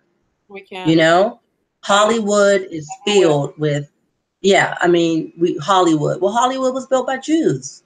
Yeah. I mean, and I wouldn't even want to see what they pushing now. Like, I mean, this stuff all No, over the internet trying to make pedophilia normal. That shit ain't I normal. know we talked about that. Yeah, it's now a Okay. choice. Like, what the It's hell? disgusting. It's absolutely that's disgusting. You That's know, but we crazy. talked about that. You know that I mean, but that What's is, to you? yeah. You know, but that is their cave beast mentality. Yeah. You know, what does Professor Small say? We are spiritual beings having a human experience. They are humans trying to find, you know, or trying to experience spirit. Hmm. They don't have it. That lack of melanin. It's powerful. I'm gonna do it. So I'm gonna do a show on I want melanin. to know about that show. I would love to, and I I gotta can get give all you my research some. together, but yeah, I'm like, I Yeah, have so much scientific data behind like yeah. melanin, how it works. But Dr. Amos does. There's a lot of lectures on YouTube where he talks about melanin, oh, and I those. it's beautiful. I'm like, wow. I told you, I'm like, man, I should have gave my kids more melanin. Damn it. Mm. Darn it, darn it, darn it. You feel like um, you shortchanged them, like, oh shit. I'm Wow. like, oh man, but it's just it is what it is. But in this on this continent, we are only going to be allowed to do so much. I feel like we can go to Africa, and we can change things over there. We can go over there and killmonger it. We know what the colonizers' mind is. We know their mindset. We know all those things about them, and we can use that to help the people on the continent who are still suffering from uh, a lot of brainwashing. Oh, yeah. I didn't realize how messed up Africans were. I thought like we were the only ones, but that's part of that narrative, right? Because we're so out of touch. And And then you I, realize that it's the same everywhere. Everywhere they have oh, touched, they have destroyed. Um, everywhere they've landed, there's colorism issues. I mean, it's what they do. They cause dissension, and yeah. Did you see the video of the guy older? I just watched it last night after we got off of the chat. Black white guy in Africa, South Africa, if I'm not mistaken. Maybe it was Uganda, beating up, hitting this African, I telling did him that he was that. Jesus. Did you see it? He said, I'm like, Oh, I this need is to what, hear the volume. Now he said, "I'm Jesus." Oh, yeah. He said, look at me. And I said, you see, those are the missionaries. Those are the missionaries that went into Africa, with that craziness. I couldn't believe, but did you see the response from the Africans? He hell, yeah. didn't even have enough confidence to even swing back, Oh my God, that's to why he. let this white man keep punching on him and hitting him. And we came over here to do you Ugandans good. And I said, look at them. They're sick. They're just sick. Oh my they're, God, they're absolutely sick. strike him dead right there. Yeah, I mean, they're sick. They have, they're just, it's absolutely maddening. And to watch these Africans, I said, he didn't even have enough decency to fight back. It broke my heart. This man is punching him in the face, and nobody. I was like, man, see, that's that African American. That wouldn't have happened. Yeah, no, That wouldn't have exactly. happened. If it was any of Yeah, the some blows would have been exchanged. It would have been a much bigger altercation.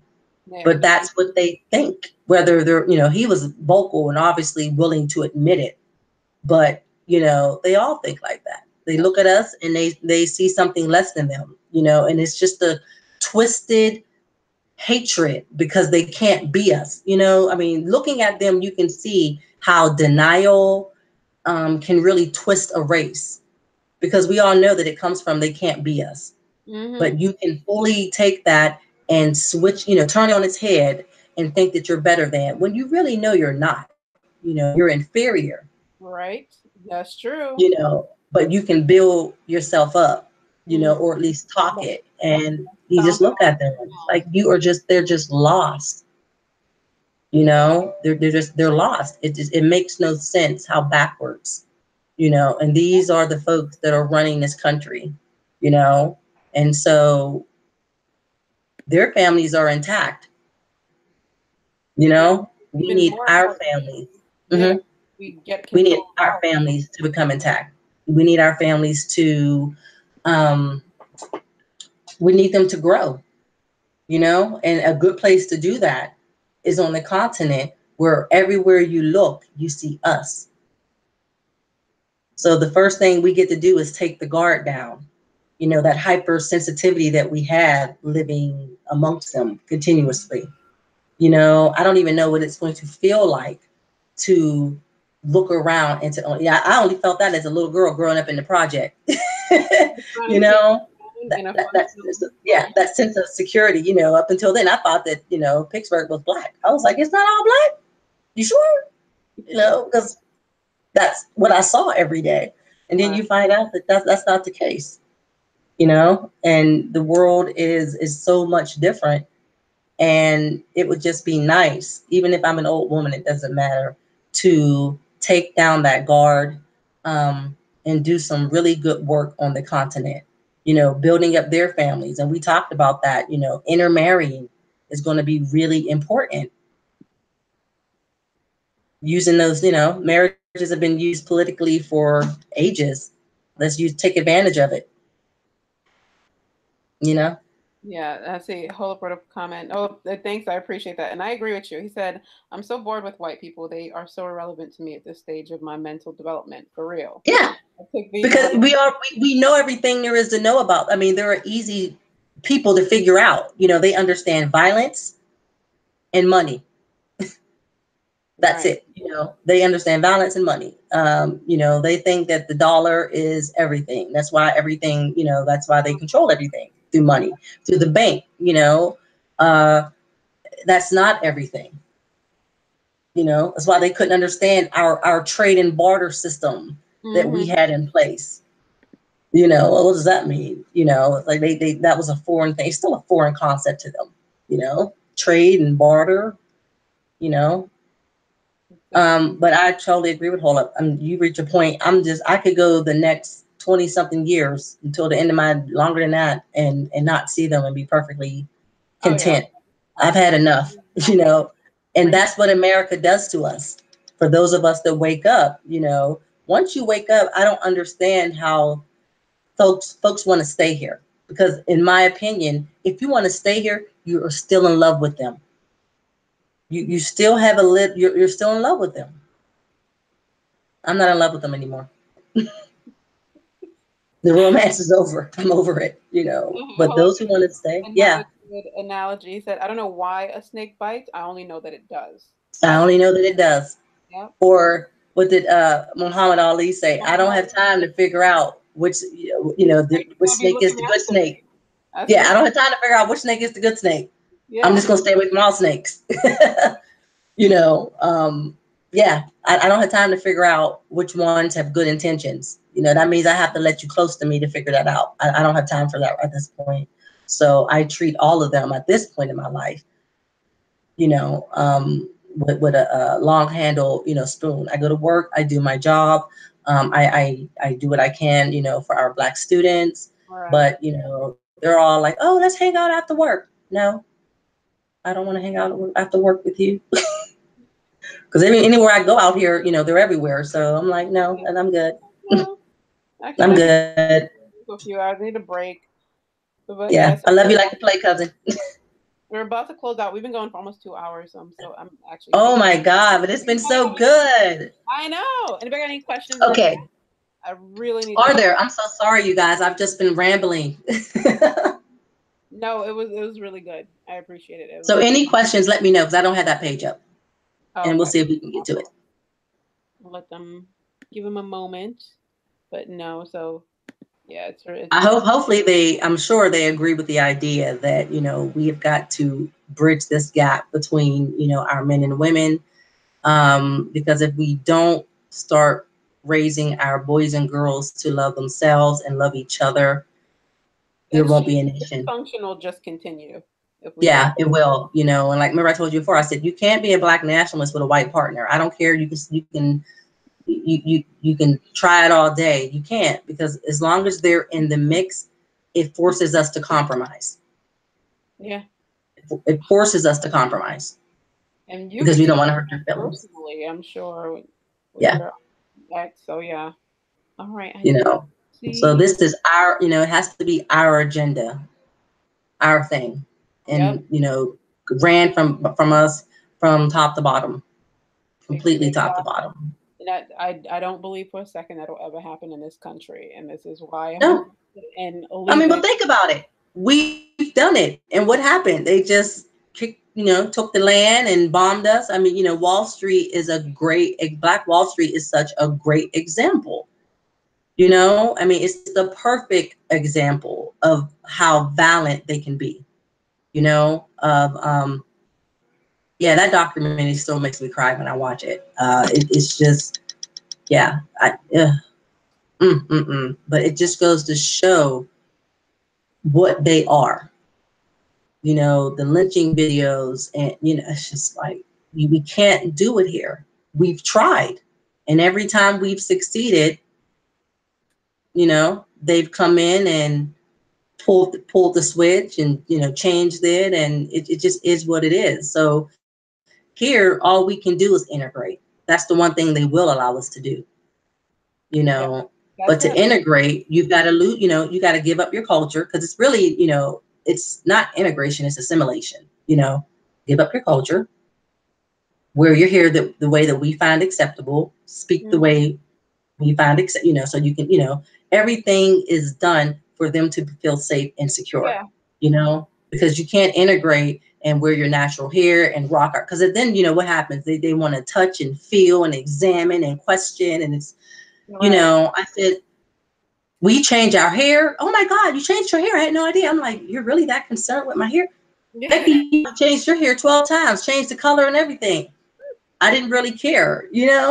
I didn't know all white women wore weaves. I thought they all had blonde hair. I didn't care. It was like, oh, you wear weave too? Great. I didn't, at the end of the day, it didn't really matter. But they're so obsessed with us. Why do you wear your hair that way? You know, you wear something African. Oh my God. And I'm like, the microscope, it never goes away. Yeah. It's It like never, you're here. Why? it never Yeah. goes away. I It's don't so have time for frustrating. that. I'm not explaining you everything I do every day. So no questions. Let's see, Hope just being funny. Uh, Dendada, he said, Fatima Patterson just sent Beta's mommy a friend request on the BAIO page. She's in Nevada. I heard my phone beep. I heard it blink. She's a speech pathologist too, so that's really cool. That's something really cool. Whoa, I love it. I know. Yeah, man. Yeah, that's what's up. We don't have any black speed pathologists in CCSD. Oh, okay. No, that's like a rarity. But someone from the BAIO did say that they had a relative that was, I don't know if they were still doing speech though, but they were over here in CCSD. Hold Oh, on. that's what's up. I am really loving how much it's growing, how much active people It are being. is. Like Kenya, just I want to say like a week ago, had a meetup. So proud of them. And I I know. think Indiana had one too. If you guys do meetups, please take pictures. We want to see you guys. Even if you're not Yes. wearing, if you don't have the shirt, take pictures and post it on the site. We really want to see you guys. Sorry, Because I'm checking. He said this. Somebody just friend requested me. I'm checking yeah, my page right now. you're fine. But she's in Nevada, so yeah. See how we connect. Yes, that is her. Yes. Okay. I think I sent her. Yeah. I left her. I left her a comment telling her that I was also in Vegas. So now that I think that we've kind of Uh, grown, we're going to try to see what we can do as far as us meeting up here in Las Vegas. Why not? yeah. How many members in Vegas or in Nevada? Five. We have five. Okay. Okay, and most of all of you in Vegas area or That's my hope. We're about to find. I know because you can say Nevada and it could be, yeah. hopefully not in Reno. But I know it's me. I had a male friend of mine join, and Fatima as well. So I think we can make it work. But there were two other men that I reached out to, kind of sent them some messages. They haven't been real active on the site yet. So Okay. hopefully, like when I first joined, I was just trying to figure out the site. So it took Right, me a right. minute to kind of learn how to navigate it. But hopefully they'll reach back out again and we can kind of make it happen. My partner slash friend is the other member here, um, who's into security and guns and those kind of things. And I tried to convince him for months, and I finally just had to leave it alone, and let him join at his own little time. And he finally did, followed up, looked at it. He was like, man, this is pretty good. So he's trying to pass the word on to some of his conscious friends, some of them that are in the Nation of Islam, and some other folks, like some other work that he's doing in the Right. community. He's trying to get them on board.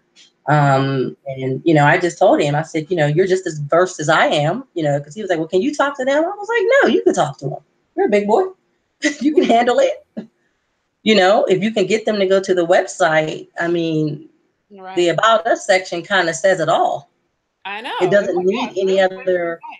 it doesn't need any other explanation. If you can read that about us section and it speaks to you, you know, and if you're serious about land infrastructure nationhood, you're going to jump on it and you're going to join. Right. Because remember we talked about it yesterday. It removes all of the Negro stalling tactics that we use.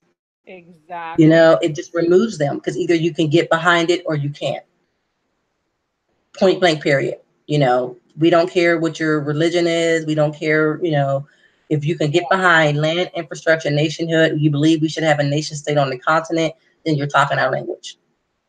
And let's Exactly. make it happen. So Let's make it happen, Hawaii Captain. does have a question. He said, "How do you sisters feel about the morality issue going on now? In other words, we have to get our mind right before we build a nation."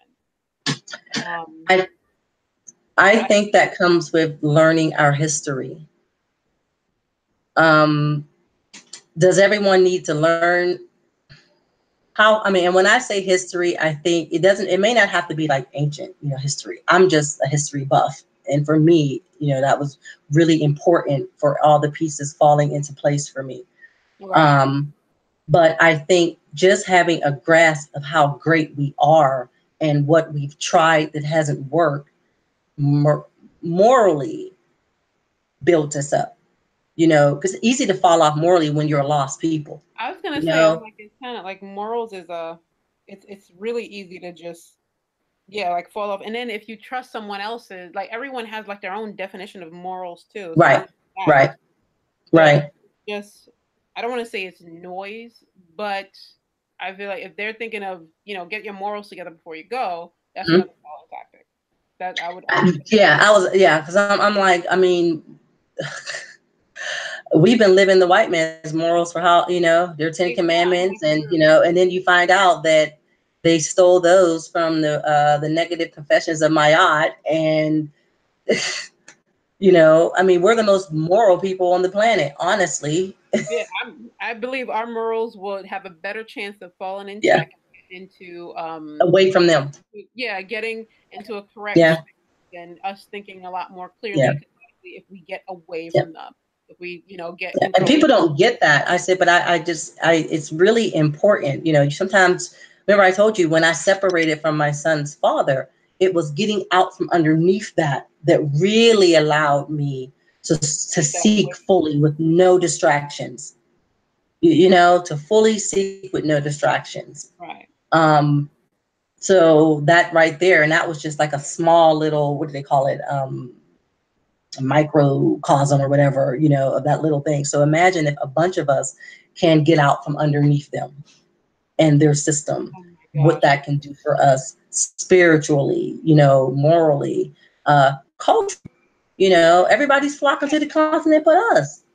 Everybody's flocking but us. When I think about the things that I was told about Africa that I believed, it's just awful. And then you find out that everything is there, you know, everything is there.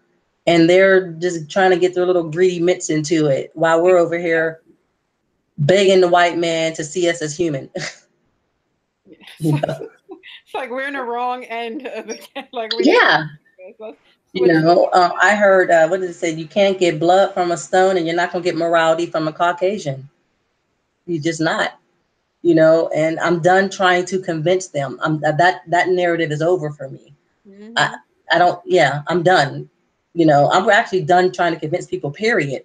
Because either it makes sense to you or it doesn't. Exactly. That's what I'm like. We're You here to know. connect, not convince. If you Hmm. find getting your ass beat here, well then Yeah. that's you. But if you Yeah. understand land infrastructure nationhood, you want to control the context of your environment. You want to You want be to control the context of your environment. Yeah. you want to be Hmm. around where your people who look like you, are in charge and interested Hmm. in in have Yeah. an interest in your best Yeah. interest, your Hmm. education, your economy, Hmm. all that. Like if you get that, well then we can connect. But if Yeah. you still like, oh well, let me see, what do you guys I have know. against Well, my the Africans sold us into slavery. I said, okay. So did white. I said, and white people ran slavery, and yet exactly? It's you like laying when up you there with your tongue down Becky's throat, and you sleeping with Becky, and you running after her and tripping over sisters to get to her. If you can forgive them, why the hell can't you forgive us? We are yeah. so harsh on ourselves. And I'm like, we need forgiveness more than anyone.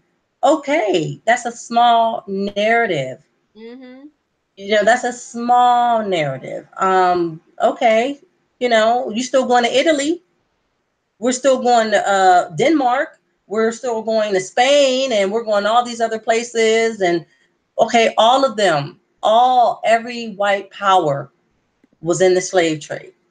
So if we're running to all of those nations, Mhm. and not worried about the fact that they participated in our enslavement. Why is it when it comes to us? Because it's a stalling tactic, another reason for you to stay here. And I'm like, well, you don't have to convince me why you want to stay. Stay. Good luck. Yeah. Stay. Have a blast. Keep trying to keep pushing that rock up the hill. I'm tired of pushing rock up the hill at this point. My shoulders hurt, my back hurt. I'm tired of trying to push that boulder up the hill.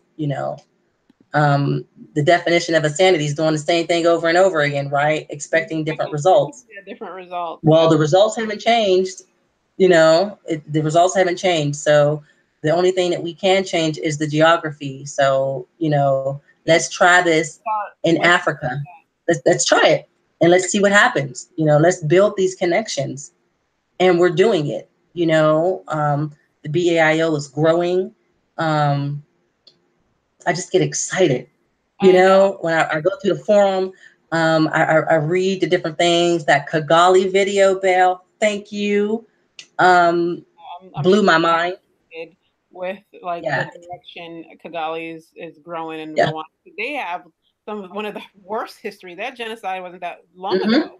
Hmm. I'm like, No, it was not. It was not. It was not. they went through hell and came out like a phoenix.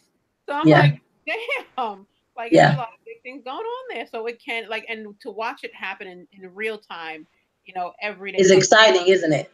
it's exciting and Yeah. it really I um think they're a good example of how it should be done, as far as, they're taking outside money, but they're who's investing doing the in building? I see Africans doing the building. You exactly know, I see Africans doing the work. That means they're providing jobs. providing jobs. They're Um, investing it in the infrastructure, and then mhm. going to be empowered from there. Their economy will build. Yeah. I So mean, Paul Nagami, he's saying all the right things. He's saying all the right things. He's telling Africans, we don't need outside influence. We can do this. Everything we have is here.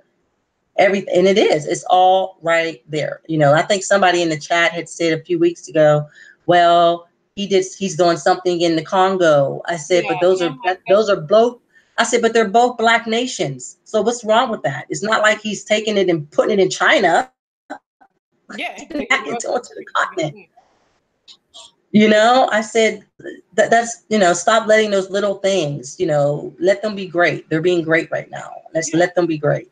You know, um, it's happening. It's exciting to watch as South Africa wakes up. It's exciting. I told you I watch all African news now. I don't watch mainstream news. watching technology videos Um, news. Which hold up, if you're still in yeah, the chat, thank you for sending me all those tech videos.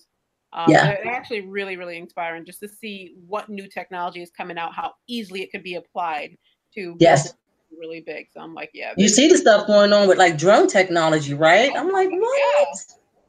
yeah, it's And really advancing. I'm like, yo, we need to.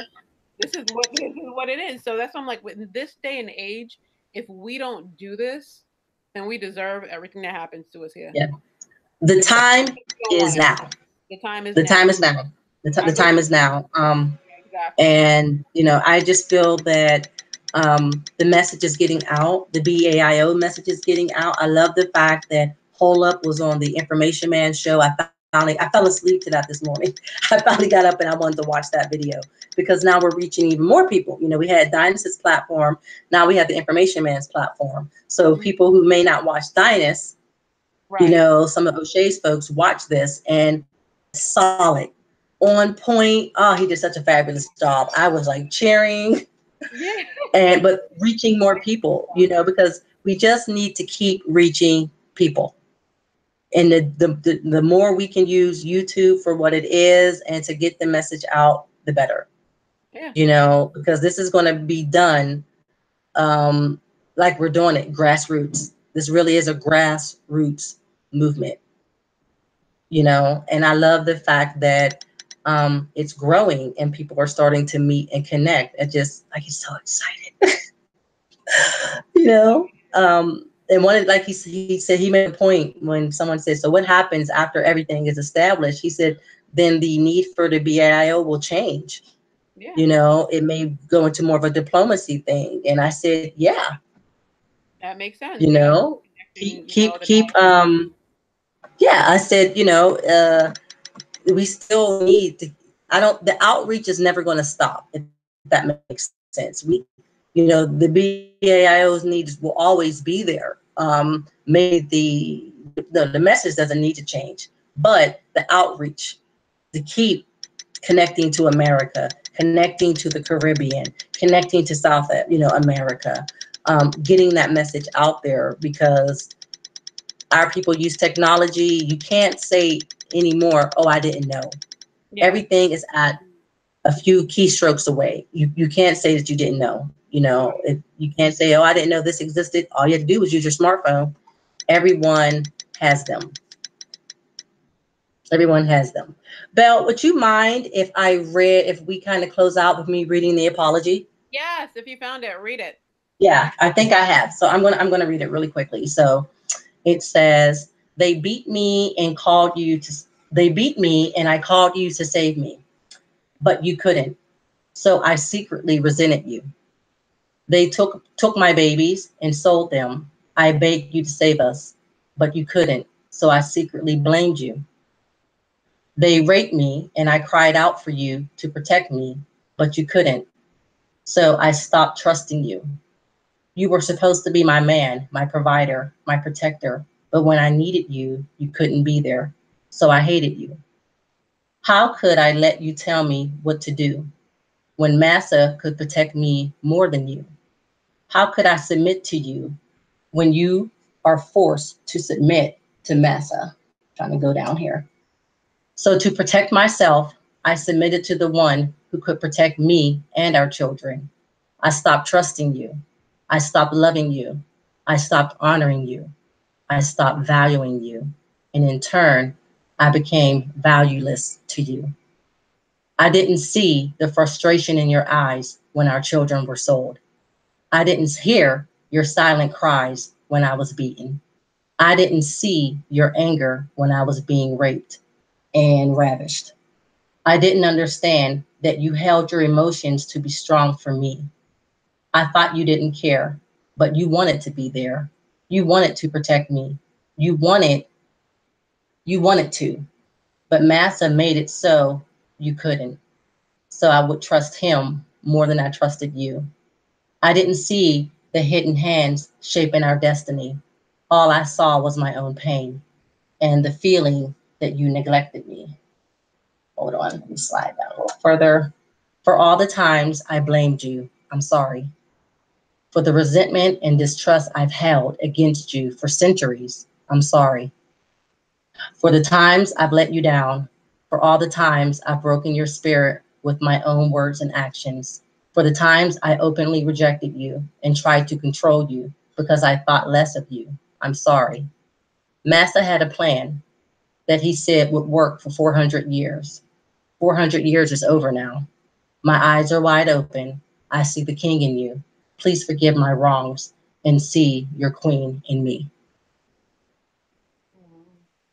What do you think?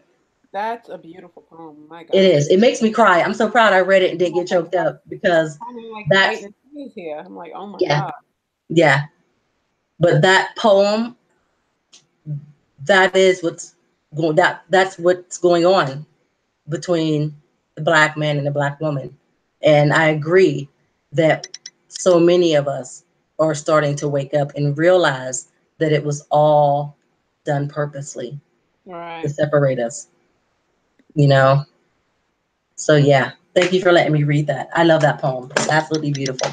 You for joining me on this. We're gonna have to do a Yeah. poetry show. I'm like, oh, I was coming up with so many ideas as you were talking with other ladies. I wanna do a show with Okay.